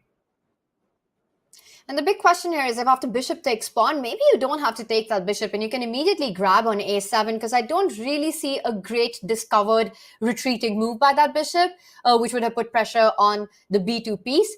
Instead, Denis, it's so important, I think, for winning chances to keep pawns on both flanks, to keep that a-pawn alive. Bishop g5, Yeah. a threat in the air.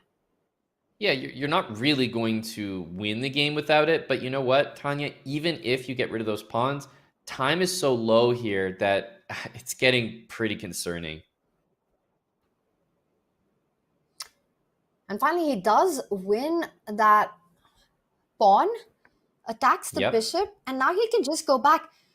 I wonder if that was a miss, or was there no good way to actually defend b3 in that position? I don't think there was a great way to defend it. You can always make a case for rook a3, but I mean, to be honest, it might put you in a worse position playing defense like that. So I understand why he was not interested, and now it's 3-on-3, but the quality of the pawns is completely different. And that h-pawn, a beautiful passer that's going to go up the board. The f-pawns will be under fire, and Arjun finding some tactical resources there. I really like this move. You want to get rid of that bishop. The bishop, the problem child in your position. And after pawn takes pawn, he's going to start targeting with rook a5. Notice how there's no good way for black to defend the d5 pawn. Yeah, that's a really classy move from Arjun back against the wall. He's down 2 points in the match, and it looked like it could have been more right there. He still has a defensive task ahead of him, but he's really made it easier trading those bishops. He has to at all costs stop the bleeding in this one. Even if he doesn't get the win, a loss would be an absolute disaster here. I don't think it's over, and I think Denis will continue putting the pressure simply because of the clock situation again. And rook pawn endings can be so tricky. King f2 would have run into g4. The players bulleting their moves now. Yep, we see a 2-on-1, which is a draw in a rook endgame, but you also have to remember with 6 seconds, anything can happen. Black is trying to play rook d4 to gain access to the f4 square for the king. And now you'd want to put your king to g1, just making sure that the h-pawn doesn't advance further. King h1 would have probably ended up with rook g3 putting pressure on that f3 pawn. So still very tricky position.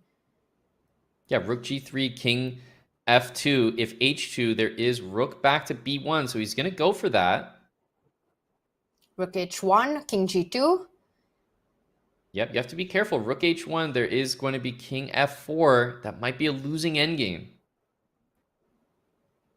2 seconds, 2.5 seconds here, and he's going to put the king on h1. That, I think, is the right idea. Very nicely done. And you cut the black rook from defending, and now your king is just perfectly placed in front of the only remaining pawn on the board, and this is going to be trivial to hold now. You could also take a pure king pawn ending, get the opposition. Very clean, very clinical by Arjun. Yeah, I'm quite impressed by Arjun being able to defend that so effortlessly, finding the right moment to sack a pawn, temporarily trade the bishops because it looked really bad at some point. I think he can be happy with that result. Even though he didn't win the game with the white pieces, he realistically should have lost. And Aman, on the flip side, a case has to be made that with the black pieces, Denis put on so much pressure, and it was sort of a draw from a pure position of strength by him. 100%. Yeah, the match is really shifting in Denis's direction. Arjun has not got on the board with a win in the last 4 games. It's really been a while. Denis, now with the time on the match clock at about 2 minutes, there's one more game. Denis is going to finish this segment with the white pieces. So an absolutely crucial game right here. A massive difference between a 3 and a 1 game advantage going into the bullet, Tanya. Absolutely. This one is just incredibly critical. I will say about Arjun, he is an absolute fighter. He is a beast. And I think he gets only stronger with his back against the wall in these pressure moments. So he's going to do his best to make sure that the margin remains as close as possible. But so far, Denis has been just, I have to say, Denis, it just feels like he's been the better player in the match so far. You know, in the 5+1 portion, taking the lead every single time. Now up by 2 points. It's not going to be easy for Arjun with black here as well. No, that's exactly right. Another position that Denis is happy to have. He's got the doubled e-pawns, but usually that lends itself more to these positions where you start pushing the f-pawn in order to connect the pawns and guard e5.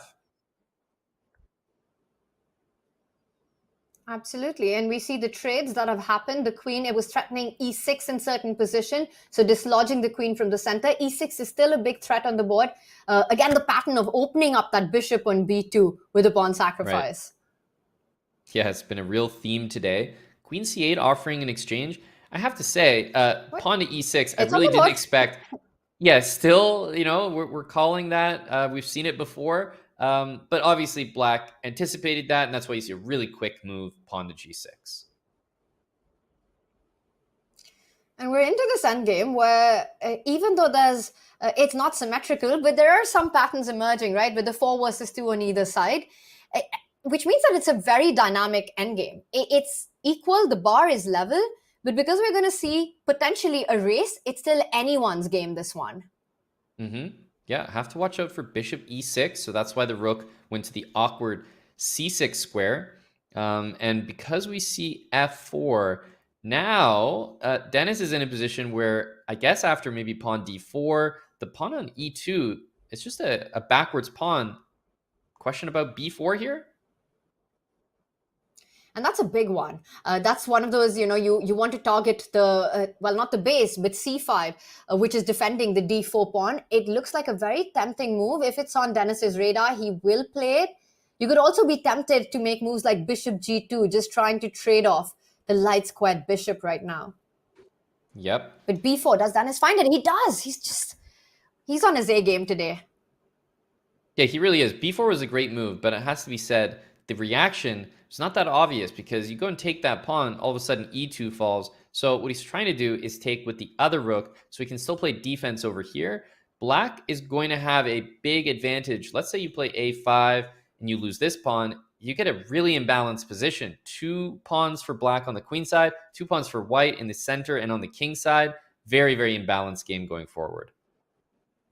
But I love it because it also means that, well, it's going to be a fun endgame for one, but also the fact that black has got 2 double pawns.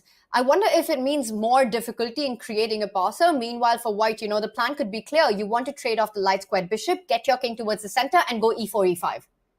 Yep, I agree completely. Arjun is pausing here, maybe realizing Bishop exactly A6. that. It was the first time that we had seen Arjun up on time. Bishop a6, I like. And that's a move that has to be on his radar because, again, a5, Okay. he goes for a5. And Looks like a bunch of moves were missing there and, abracadabra, and we're 10 moves ahead, and it looks like exactly all that happened. I think what happened was he went d3 before he played a5, if I had to take a guess. Because otherwise, pawn takes pawn. How did the white pawn even come on the d line? So he first sacrificed it on d3, disconnected the white pawns, and now he's gone for this endgame, man. That makes more sense. King coming into the center. I have to say, in these positions, so tough to evaluate who is actually better. You mentioned the difficulty of advancing double pawns. We're seeing it here. Can't play b3, can't play a4. The rook on d4 holds all 3 of these pawns to a halt. But now it just, you see the genius of Arjun's move d3 earlier on, because imagine that d pawn was on the e file and suddenly Denis would have an absolute free hand on the right flank there, going e4, e5. The 4 versus 2 would be so much stronger. And of course, there's just no way that Denis would trade on Arjun's terms there, allowing the b pawn to become a c pawn instead. He keeps the tension. He advances on the tension. Yeah, king e5. I mean, king e7 is the move that you're kind of thinking about here. And I also wonder about a move like rook to b2. Feels like a way to target the b pawn, and then maybe black would be forced into b3, a3. This could get really interesting. And maybe that's why he played rook d8, threatening rook e8 check, so forcing the white rook to stay on d2. It's exactly against the idea that you mentioned. Yep. Yeah, I think that's important. Honestly, d6 is the move that I start looking at here now that the rook has moved, but then black has a couple moves. Rook c5 forces the king back. It's still incredibly tricky, this endgame. He gives a check. Is he going to come back with his rook? Well, he first has to defend the b pawn. And if you take pawn takes pawn, I think Arjun happily captures with the rook. And suddenly the double pawns are off the board. Yeah, I think he's done a really good job. I'm almost looking at rook b4 as some kind of move, but man, rook c2 in that position might even win the game. Arjun's setting up some tricks here that you have to be really careful about. It's a race. It's a pawn race. D7 looks scary. Rook C8. Is that actually as big a threat as it looks like? Because there's King E7. Yeah, I actually thought he was going to go Rook C7 to get behind the pawns and then maybe do this. This was not what I expected. King E7, apparently a mistake. What? There was something completely winning for Arjun in that position. I do not know what it was, and it did not seem obvious. What on earth is this position here? Everything's hanging. You take the rook, black queens. You could give a check and then queen yourself. And that's what we're going to see. What is this piece dynamic? We've got new queens on the White board. could easily win here. There's Rook D2 as well. It's a blunder. He had to go back with the king. Oh my goodness. If you take it's a check, and he just gets hunted down here. Check after check. There was no other option. Can Denis find it? And that's the thing, right? When you've got queen rook versus queen rook in these positions, it's about the player who gives the first check. So that you can really, just checkmate the king. Wow. And there we have it. It's a checkmate on the board. Checkmate on the board. And 8.5 to 5.5 as the 3+1 segment comes to an end. Even though it is such a close match, we did see the edge in blitz, which is what we sort of expected for Denis. Now, the question is, does Arjun have what it takes to bring it back in the bullet? Because this is the biggest margin of the match, Tanya. A 3-point lead, that's massive. And you can see it on Arjun on the screen that he's definitely feeling it. It is the bullet portion that's coming up next. The 1+1. You know, the grand finale, the grand segment, which is adrenaline fuel. It is going to be on the instincts, and anything can happen when it comes to bullet. But 8.5 to 5.5, I think, Aman, few would have predicted. Cannot wait for the bullet to start. Chat, get your refill, get whatever you have to, but come right back because this is the segment that you can't miss. It's Arjun versus Denis with a 3-point lead to Denis. Can Arjun make a comeback?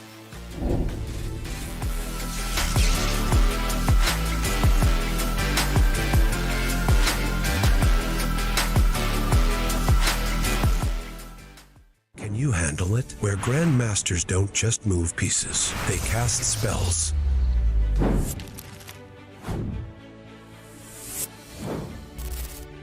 Oh boy, didn't see that one coming. Victory doesn't come easy. Wait, queen time? Oh shoot, I just lost the piece. Yeah, but I got no mana. This isn't your classic chessboard. The thing about the imposter is that if you swap it like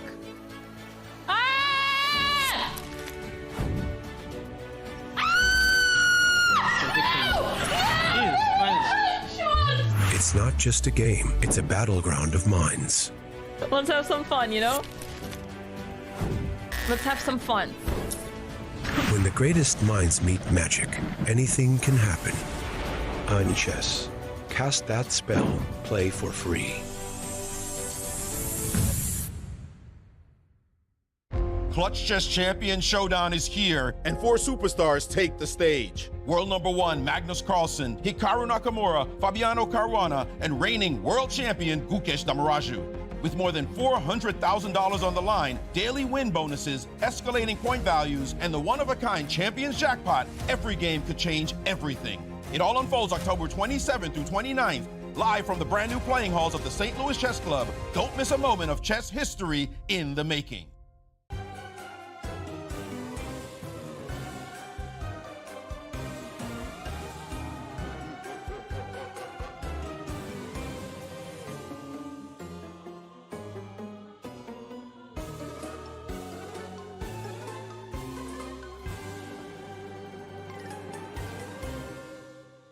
Can you recommend us a series or a movie that you love? Yeah, Peaky Blinders series. I like Mission Impossible. one of my favorite movies, probably Inception. Probably everybody has already watched it, but if you haven't, you definitely have to. Everyone should see Lord of the Rings at least once. I had quite a fun watching Better Call Saul.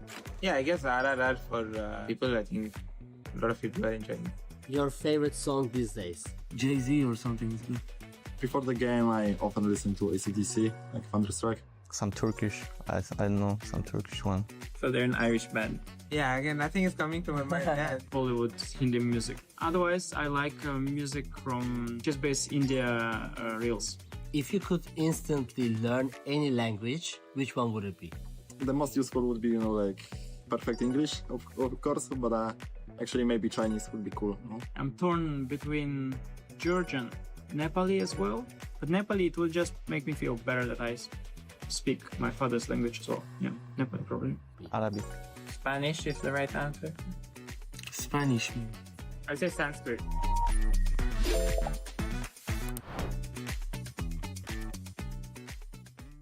I met Anatoly Karpov, I think, in 1992. That was the first tournament I played with him. I was not a big fan of his style, to tell you the truth, because he was very positional, very slow, so it was not so exciting for me. And the first game I played with him in 92, it was in Madrid. We made a draw because he played with the black pieces. He was not such a fighter with the black pieces. It was a short draw. He was very kind, very pleasant. He won the tournament. I became number 2.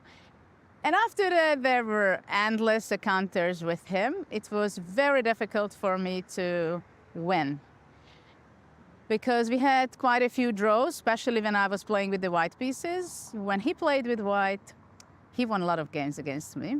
It was always a huge battle. I had to learn, I had to grow up for that level and to understand and appreciate his style, which I did much later. And I think I won the first game against him in '98 in a rapid match, which I played in Budapest. And I won even not only a game, but also without losing any game. I won the match. And then later, in 2003, I believe, that was the breaking point when I started to win games with black and with white pieces as well. But I also got to know him more because he was visiting me at Nagymaros at our summer house for some time. And we had training sessions, which was very interesting seeing him already. Of course, he was doing many other things in his life, but how sharp he was still, how he was looking the positions, what vision he had. This is the most interesting with top players, that for them things are so natural, and then you say, wow. So I had these experiments with him when we were playing a lot of blitz, and we were talking a lot, analyzing some of the openings like Caro-Kann and also some other. So it was very interesting to be around him, to listen his stories from old times, also competing with him.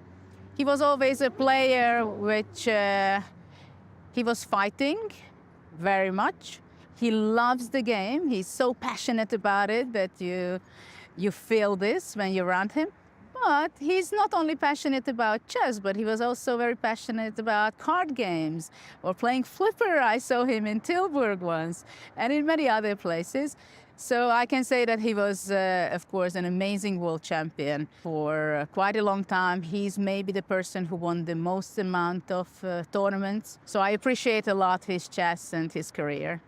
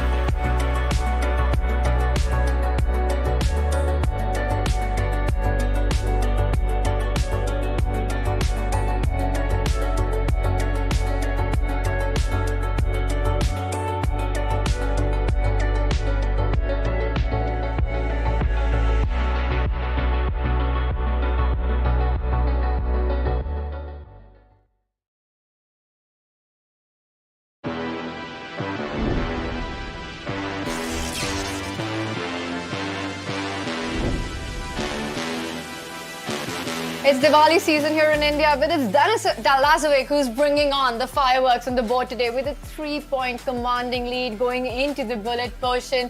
Aman, it looks like he's about to spark off the first upset of the Speed Chess Championship 2025. What does Arjun need to do now to flip the script as we go into this final segment?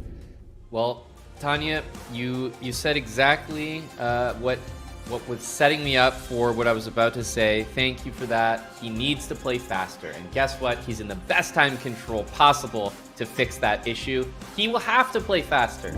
And we know how good of a bullet player he is. It's actually something that good bullet players do is they play slow in blitz because they're so comfortable being low on time. They're like, oh, it's no problem. I have 10 seconds. That's loads of time. So I think his problem may actually self-correct because he's forced to play fast.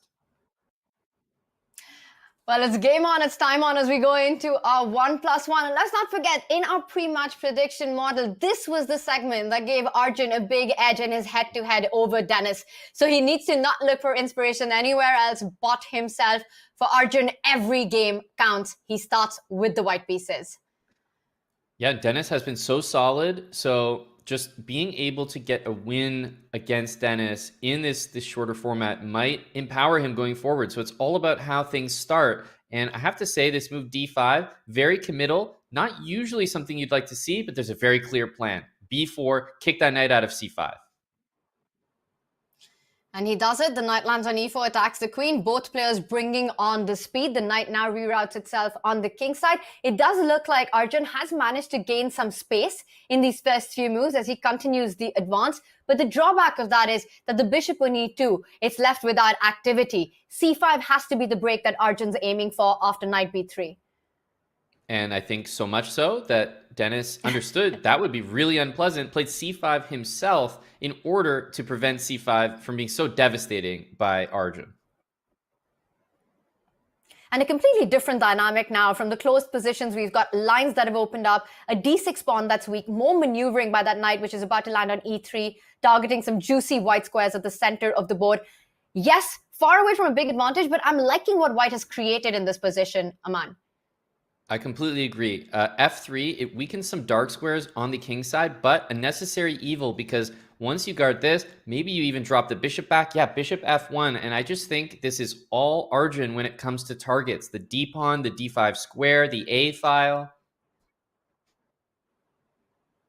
And somehow, even in 1+1, Denis has managed to amass, almost double the amount of time on his clock against Arjun playing against the clock one more time. A better position, but less time. What are we preferring right now? He does put the pressure, rook A7 in the air.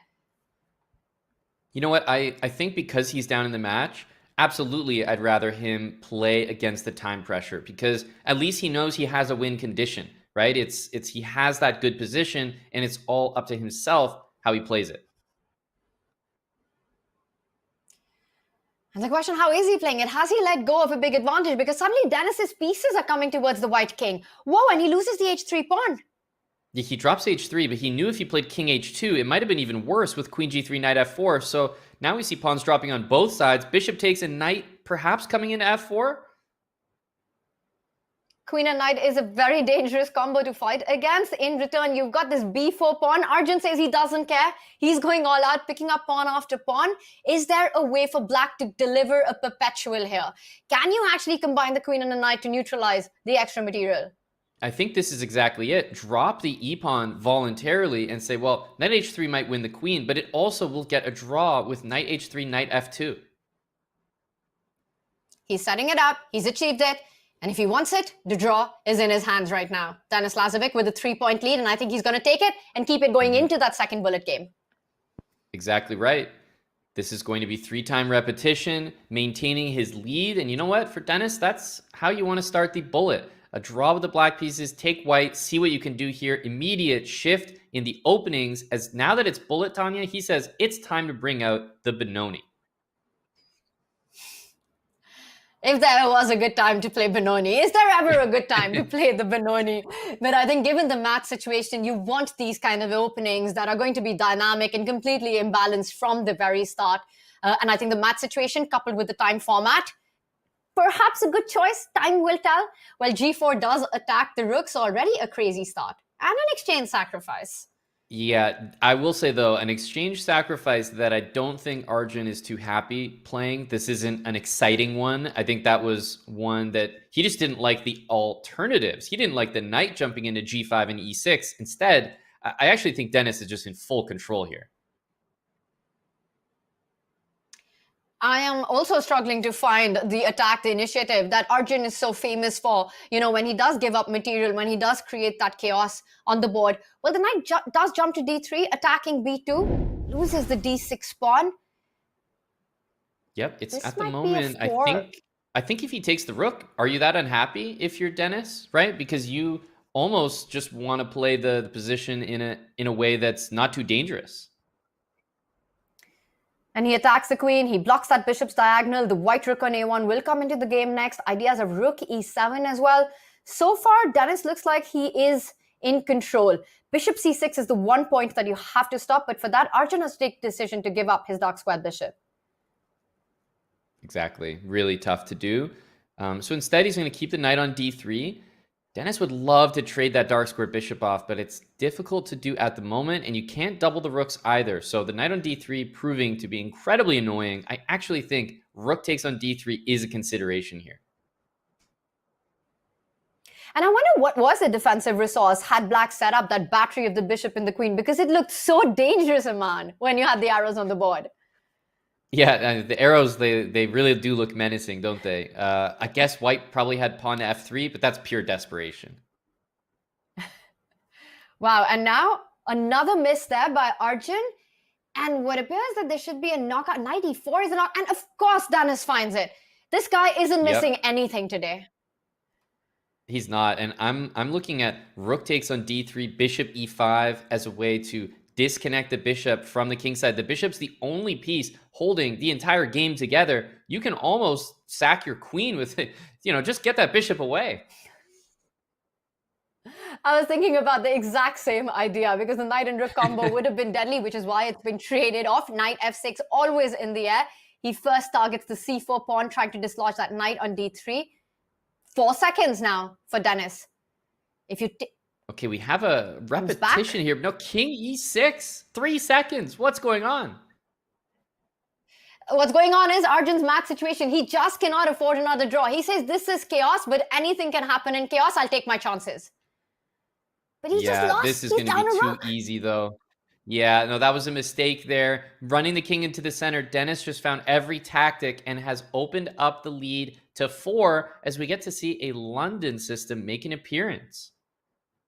Oh, what is that? Oh, I don't like this one, Tanya. I think in terms of Londons, this is not the way that you draw it up. It's really not in any of the London courses as a recommended way to go ahead. But wow, the players are playing so quickly that it almost feels like they know exactly what they're doing. But this kind of plays into Denis's hands, right, in the mat situation right now. You're up 4 points. You go into this endgame with very healthy pawns. The bishop has a clear target on d4. What are you worried about here if you're Denis? Yeah, I mean, I think knight e5, rook takes on c8. Is this a winning endgame? You bring the king to g5, f3, g4. Tanya, I think this might just be a win. That's what you're worried about if you're Denis. He just answered that question. I think that was the only way to lose this. And a4 has to be played to stop king b5, king c4 counterplay. When you get your king to g5, you need to make sure that the black king doesn't attack that central d4 pawn. Mm-hmm. And I guess, do you... It's a real long calculation, but it's going to be something about bringing the king to take the h-pawn. Which pawn is faster? If you play a4, I play b5. How do you handle that in the right way? And Arjun took his time and he found it, and now he has to answer your second question. Yeah, exactly. I really have no idea. Like, e3... You want to keep the pawns as far away from the black king. I think Aman a5 would have been met by b4, king b5, giving immediate counterplay to Denis. Yep. So Arjun keeping his pawn as far as possible, also making sure that when black takes that pawn, it's in the way of his own a7 pawn queening. So really delaying the whole process. Arjun finds the right technique. Yeah, and the thing is, though, it's a position where both sides get a queen. How crazy to calculate all of this. I mean, it's so difficult for us to keep track of. Imagine the players. But he has to win. If Arjun has to mount a comeback in this segment, he has to convert this one, whatever it takes. He's up a pawn, now apparently completely level, but it doesn't matter in these queen-pawn endgames. They're extremely difficult to hold him on. Yeah, I bet that this draw eval might just turn into white advantage in about 2 moves, because that's just how it goes. It's so difficult to play properly. There you go. Literally in 2 moves. And then back to a draw and he has to find the right check. But that's not the problem. The problem is finding consecutively the next 20 moves as accurately as the engine. Impossible to do as a human. Yeah, it's just not happening. I'm thinking maybe queen to f4 is a nice idea. Even if it doesn't force the trade, it allows the king to sort of move up the board. And even if the king goes to e4, I'm wondering about queen f4. I can't quite do it, but I have that idea. And he couldn't do it just yet because the black king would have been in time to take the opposition once the dust would have settled. So instead, he brings his king to g6. No good checks right now. And queen, what's the threat? It makes sense. Yeah, I don't know what the threat is either, but somehow it did make some sense. It's almost like a zugzwang that black had to answer, right? And now often that's the biggest threat, that your opponent doesn't have a good move. Yep. No, he's definitely getting out of this. And this is eating a ton of time off the clock. And on top of it, Arjun still has to convert this. So Denis is wise to just keep on playing. But Arjun, he's got to convert this, and he is. He will convert it, but I think the point you make is so incredibly important. How much game time will Denis squeeze out of this one? Because even if he loses, he'll still have a 3-point lead going into the final stages, the final few minutes. So he has to keep going for as long as possible. Yep. And I'm not so sure about this one. If you block anywhere on this diagonal, that's going to be really bad. But look at how much time is being eaten off the clock. Queen h7 might have been a move there. And not easy to hide with these checks. A queen trade offered. Of course, he's never going to trade it. And Denis really making it difficult for Arjun to push his pawns. Ignore the bar. Just ignore it. Yeah, it really is not useful here. It's going to go up and it's going to go back down. So queen g5, there was maybe king h7 to avoid all the checks. So that was like the one moment. But finally, he's played g5. So the position has changed, no 50 moves, and we're right back to business. And Arjun's keeping the business going. He needs to win this one, but full marks to Denis to just keep the game going for such a long time, burning the match time as he does that. And Arjun still has to put the finishing touches to this. And this was the finishing touch, by the way, preventing queen d4, which would have been the only way to pin the pawn and prevent it from queening. That was an incredibly long bullet game. How much time just disappeared off the match clock? We've only got 12 minutes left, and he just scored 1 point there. That is crazy. But also still 3-point lead to Denis. And the thing is, we spoke about psychology in chess, right? I'm just going to remind everyone of the 22 Junior Speed Chess Championship match where Denis took this massive lead in the 5+1. And then Arjun made a monumental comeback finally in the bullet portion, winning the match, completely turning it around. And he had a huge deficit to cover in that one. I think a lot of takeaways from there. Arjun knows he's still in the fight. There's always a chance. And for Denis, he knows that it's not over until it's over against Arjun. Absolutely. The only difficult thing for Arjun is the deficit is the exact same as it was after the 3+1 portion, except half the time in the bullet section has disappeared. So time is really of the essence now. You cannot afford to play too many more of those games because quite literally, Tanya, there's not going to be enough time for them. I think Arjun just has to win every single game now. He loses a game and he has a 4-point deficit. He definitely doesn't have enough time for a comeback. A draw would also really hamper his chances, just simply because of the game time left. Yeah, and we know that both of these players, and especially Denis, they played long, grindy games, many moves in these matches. You're not seeing a lot of early opening victories. So there might not be as many bullet games or games in general in all of these segments. Absolutely, that's a very key point. Meanwhile, a pawn has been picked up on a2 right now. And to me, it looks like the move that you want to play, but gets a question mark. The queen on a2, is it starting to feel the heat? A little bit, but I guess this move does give, an exit. There's also a knight c3 at any time. And wow, takes and bishop takes f3, just ensuring that d-pawn stays safe. Defends that pawn. I'm doing a quick count. The material is balanced. White has a bishop pair, but it really devastated pawn formation on that right flank in front of the king. Those f-pawns doubled. Meanwhile, I'm really liking this passer on d3. I think Arjun is hopeful about his chances in this one, despite playing against the bishop pair. Yep, agreed. Yeah, the king is open here. Once bishop b6 happens, things will be very secure. That d-pawn is running down the board. Arjun really flipped the evaluation of this game around, and the head shake there from Denis really confirms that. And Arjun could have the idea of rerouting that knight from d7 to f6 to h5 to f4, or the route he's chosen from e5. Well, now stop. Knight g6, knight f4 was in the air. Yep, guarding the d-pawn as well. The pawn's just going to go maybe all the way to d2, and yeah, it's going to take an entire rook just to keep track of it.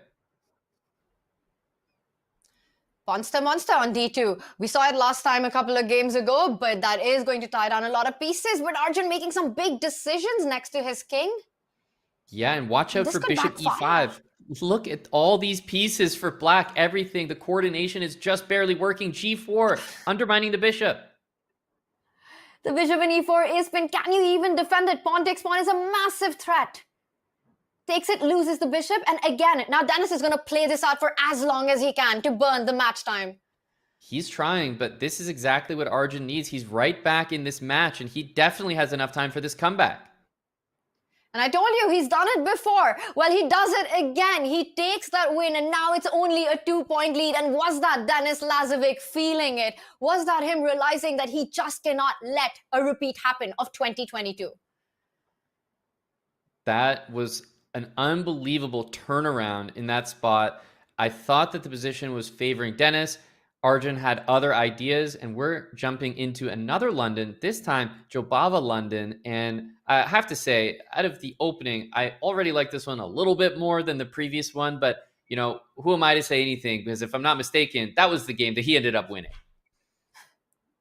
This is bullet. Crazy things happen at the very end when it's time scrambles. Openings usually have such a little role to play. But once again, a fascinating battle here with Arjun quickly going with that H-pawn up the board. Center pressure on. The knight maneuvering itself and also threatening G4, G5. Yeah, I actually thought that not playing G4 was maybe a mistake because the knight was on E2. So I thought maybe G4 and then knight G3. And maybe Arjun is realizing, well, that's actually what I want here. But then has he given up too much time? Because we see counterplay. And look at Arjun. He doesn't care what's happening on the other flank. He's just going for a pawn storm. He wants to start pushing those pawns as quickly as possible. And G4 on the board. Yeah, the reason that we saw knight d2, I think, was to control the e4 square. I was going to say to prevent exactly this, but in the end, just deal with it because Denis says knight e4 anyway. He does. He gives the pawn back to neutralize some of the pressure, to open some squares for piece activity here. Now that the material's balanced, it's going to be a bit of a race. He loses the a5 pawn, but destroys Arjun's pawn structure.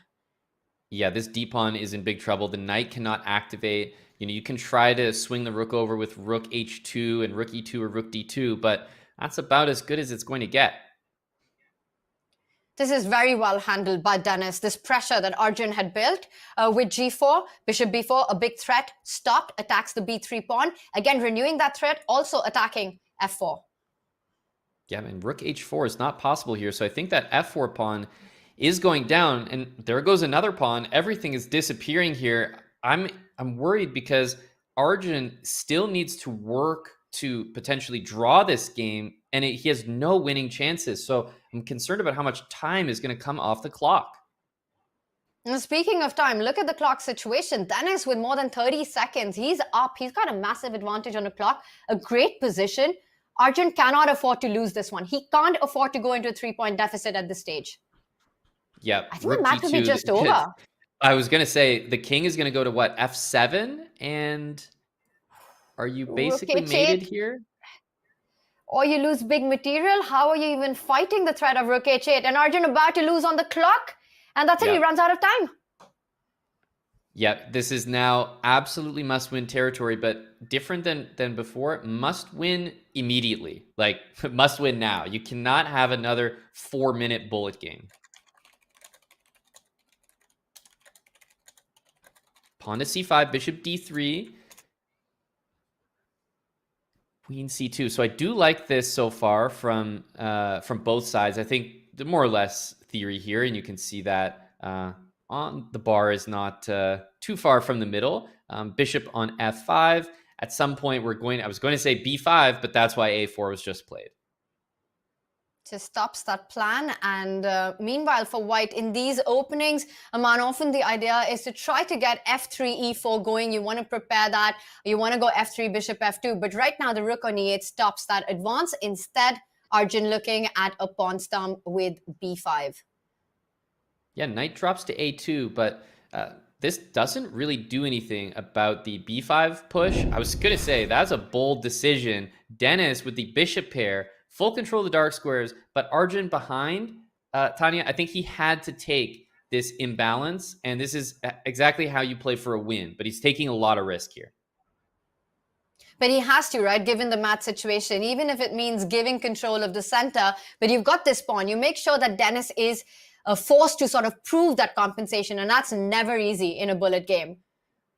Are we going to see c3, maybe knight c4, just to try to activate the pieces, like c3, maybe b3? Because otherwise, I don't know if this is as good as it looks. There's a5, f5. I'm scared here if I am defending an Arjun spot.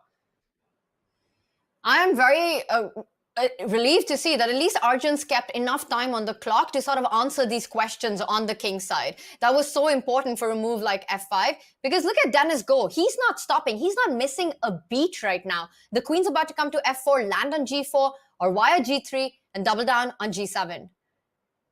I really am feeling as though pawn to b3 was the move on the queen side, allowing the knight to go into c4 and push. Here, I'm not that scared of the c-pawn, so it feels like Denis has all the time in the world to execute this attack. Oh, what a shot there. Rook c3, hanging the rook because of mate. Wow. And I wonder if queen b7 would have avoided rook takes pawn, or probably not. It was still possible as the queen was defending it. Arjun does trade the queens off, and now he's relying all his hopes on the a5 pawn. But the e6 pawn has to be the stronger of the two. Yeah, it's not good enough anymore. Dropping that c-pawn was the nail in the coffin. Time is ticking down. The match clock is ticking down. He needed to win this game to have any hope at getting 2 more games in, Tanya. At this point, you're picking up the knight. Denis, I think, is picking up this match. If he wins this, it's all over for Arjun Erigaisi. He will be out of Speed Chess Championship 2025. He made it to the quarterfinals last year, looking to better, and definitely coming in as a huge favorite in this one. It is Denis Lazavik who wins the game. And I think both players know that is match over. Impossible for Arjun to make a comeback now. Impossible. And he resigned there because he realized that there was no incentive for Denis to actually win that game. If I'm Denis there, I just keep playing forever, right? If I have the winning position, you better resign and start the next game. So there really was no good option for Arjun. And now with less than 2 minutes on the match clock, I don't think we even see another game, Tanya. We don't. It's a 4-point deficit. It's going to be Denis Lazavik who joins Magnus Carlsen, Ali Reza Firouzja, and others in the quarterfinals. That's right. And we knew that the bullet would be an important segment, but honestly, it feels like, maybe let's say Arjun wins this game and the match ends with a 3-point deficit. Where did that deficit come from, Tanya? All in the 3-minute segment. Dead even all around, and just one segment making the difference. And I have to say, Aman, throughout the match, there wasn't this feeling that Denis got lucky. He just played incredible chess.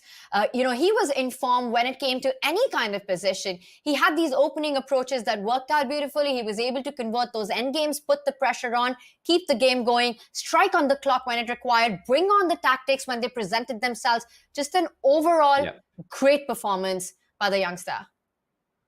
Truly, an all-around performance. He showcased a little bit of everything. The speed was there for Denis. He was tactically sharp as well. He was also able to grind out a lot of equal endgames for a win, something that you associate that more with Magnus, right? So just a lot of qualities that he was able to showcase today. And I don't even recall Arjun playing a terrible match. Denis was just better.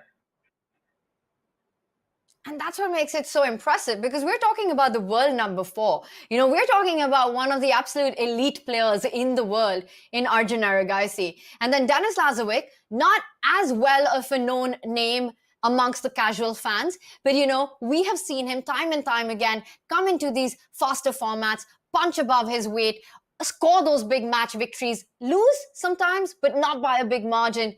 And he's done it today again against the world number 4. This has got to be a huge confidence boost for Denis in the Speed Chess Championship. 100%. And he just consistently shows up time and time again. He never loses by a big margin. And that is the mark of someone who's eventually going to find success. If you get blown out by 10 points, of course, you got a lot of work to do. That's a clear margin. But even when he's losing, he's barely losing. And, honestly, when he's winning, he's barely winning as well, because his matches are just so razor close. It's amazing. And what's not close has been this matchup. Look at that clock situation. It's down to 0. Match time is over. This is the final game. And even if Arjun gets the win, he's close to it. He's got those 2 points. It's just not enough. That's right. No, and Denis maybe took the foot off the gas. He knows the situation here. Both of the players do. Let's see if Arjun can claim this final result. But then it really would be just that 3-minute portion where Denis truly outperformed his rival. He was shining throughout it. He got the first win with the black pieces. He was always the one starting from the 5+1 to take the lead throughout the match, except one moment in the last couple of hours. So it's been incredible to watch. And I'll also point out, Arjun Erigaisi is one of the players in this year's Speed Chess Championship. By the way, not even sure if this is a win anymore. A rook and bishop versus rook. Give black enough time. You hold it. It doesn't matter. Arjun Erigaisi is going to be a big favorite to make it to London for the finals.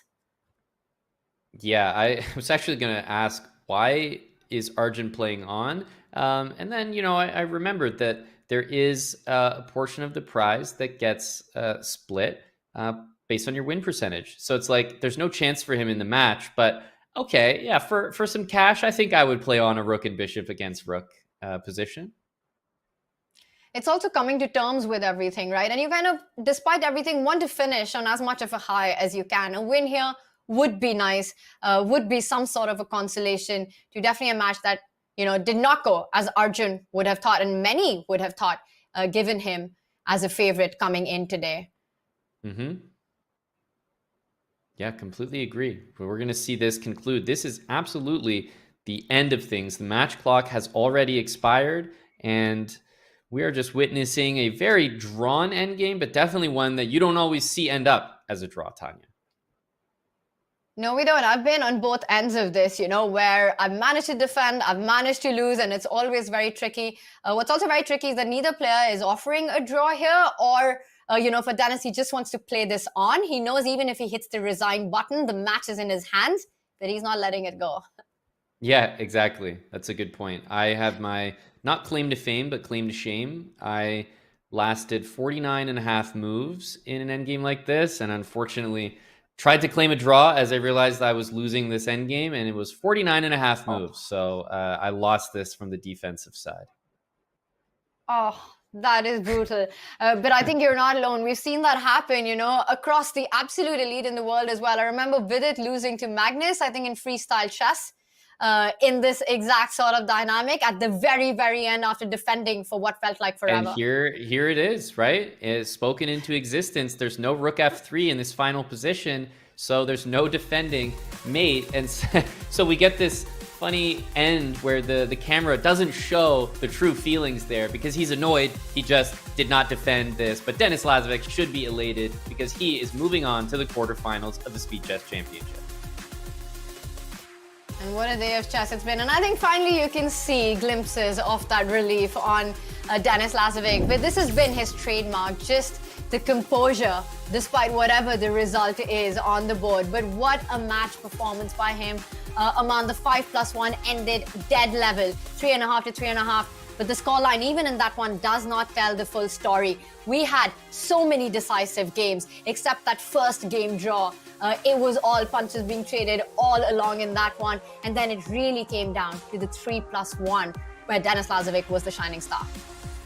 Yeah, Denis was just the better blitz player today, and it really showed in the results. It was dead even in so many sections, and if you look at how many games they actually completed in each section, I think it was much less than certainly either of the previous matches that we've had in the SCC so far. So it just meant that every single point, every single half point was hotly contested.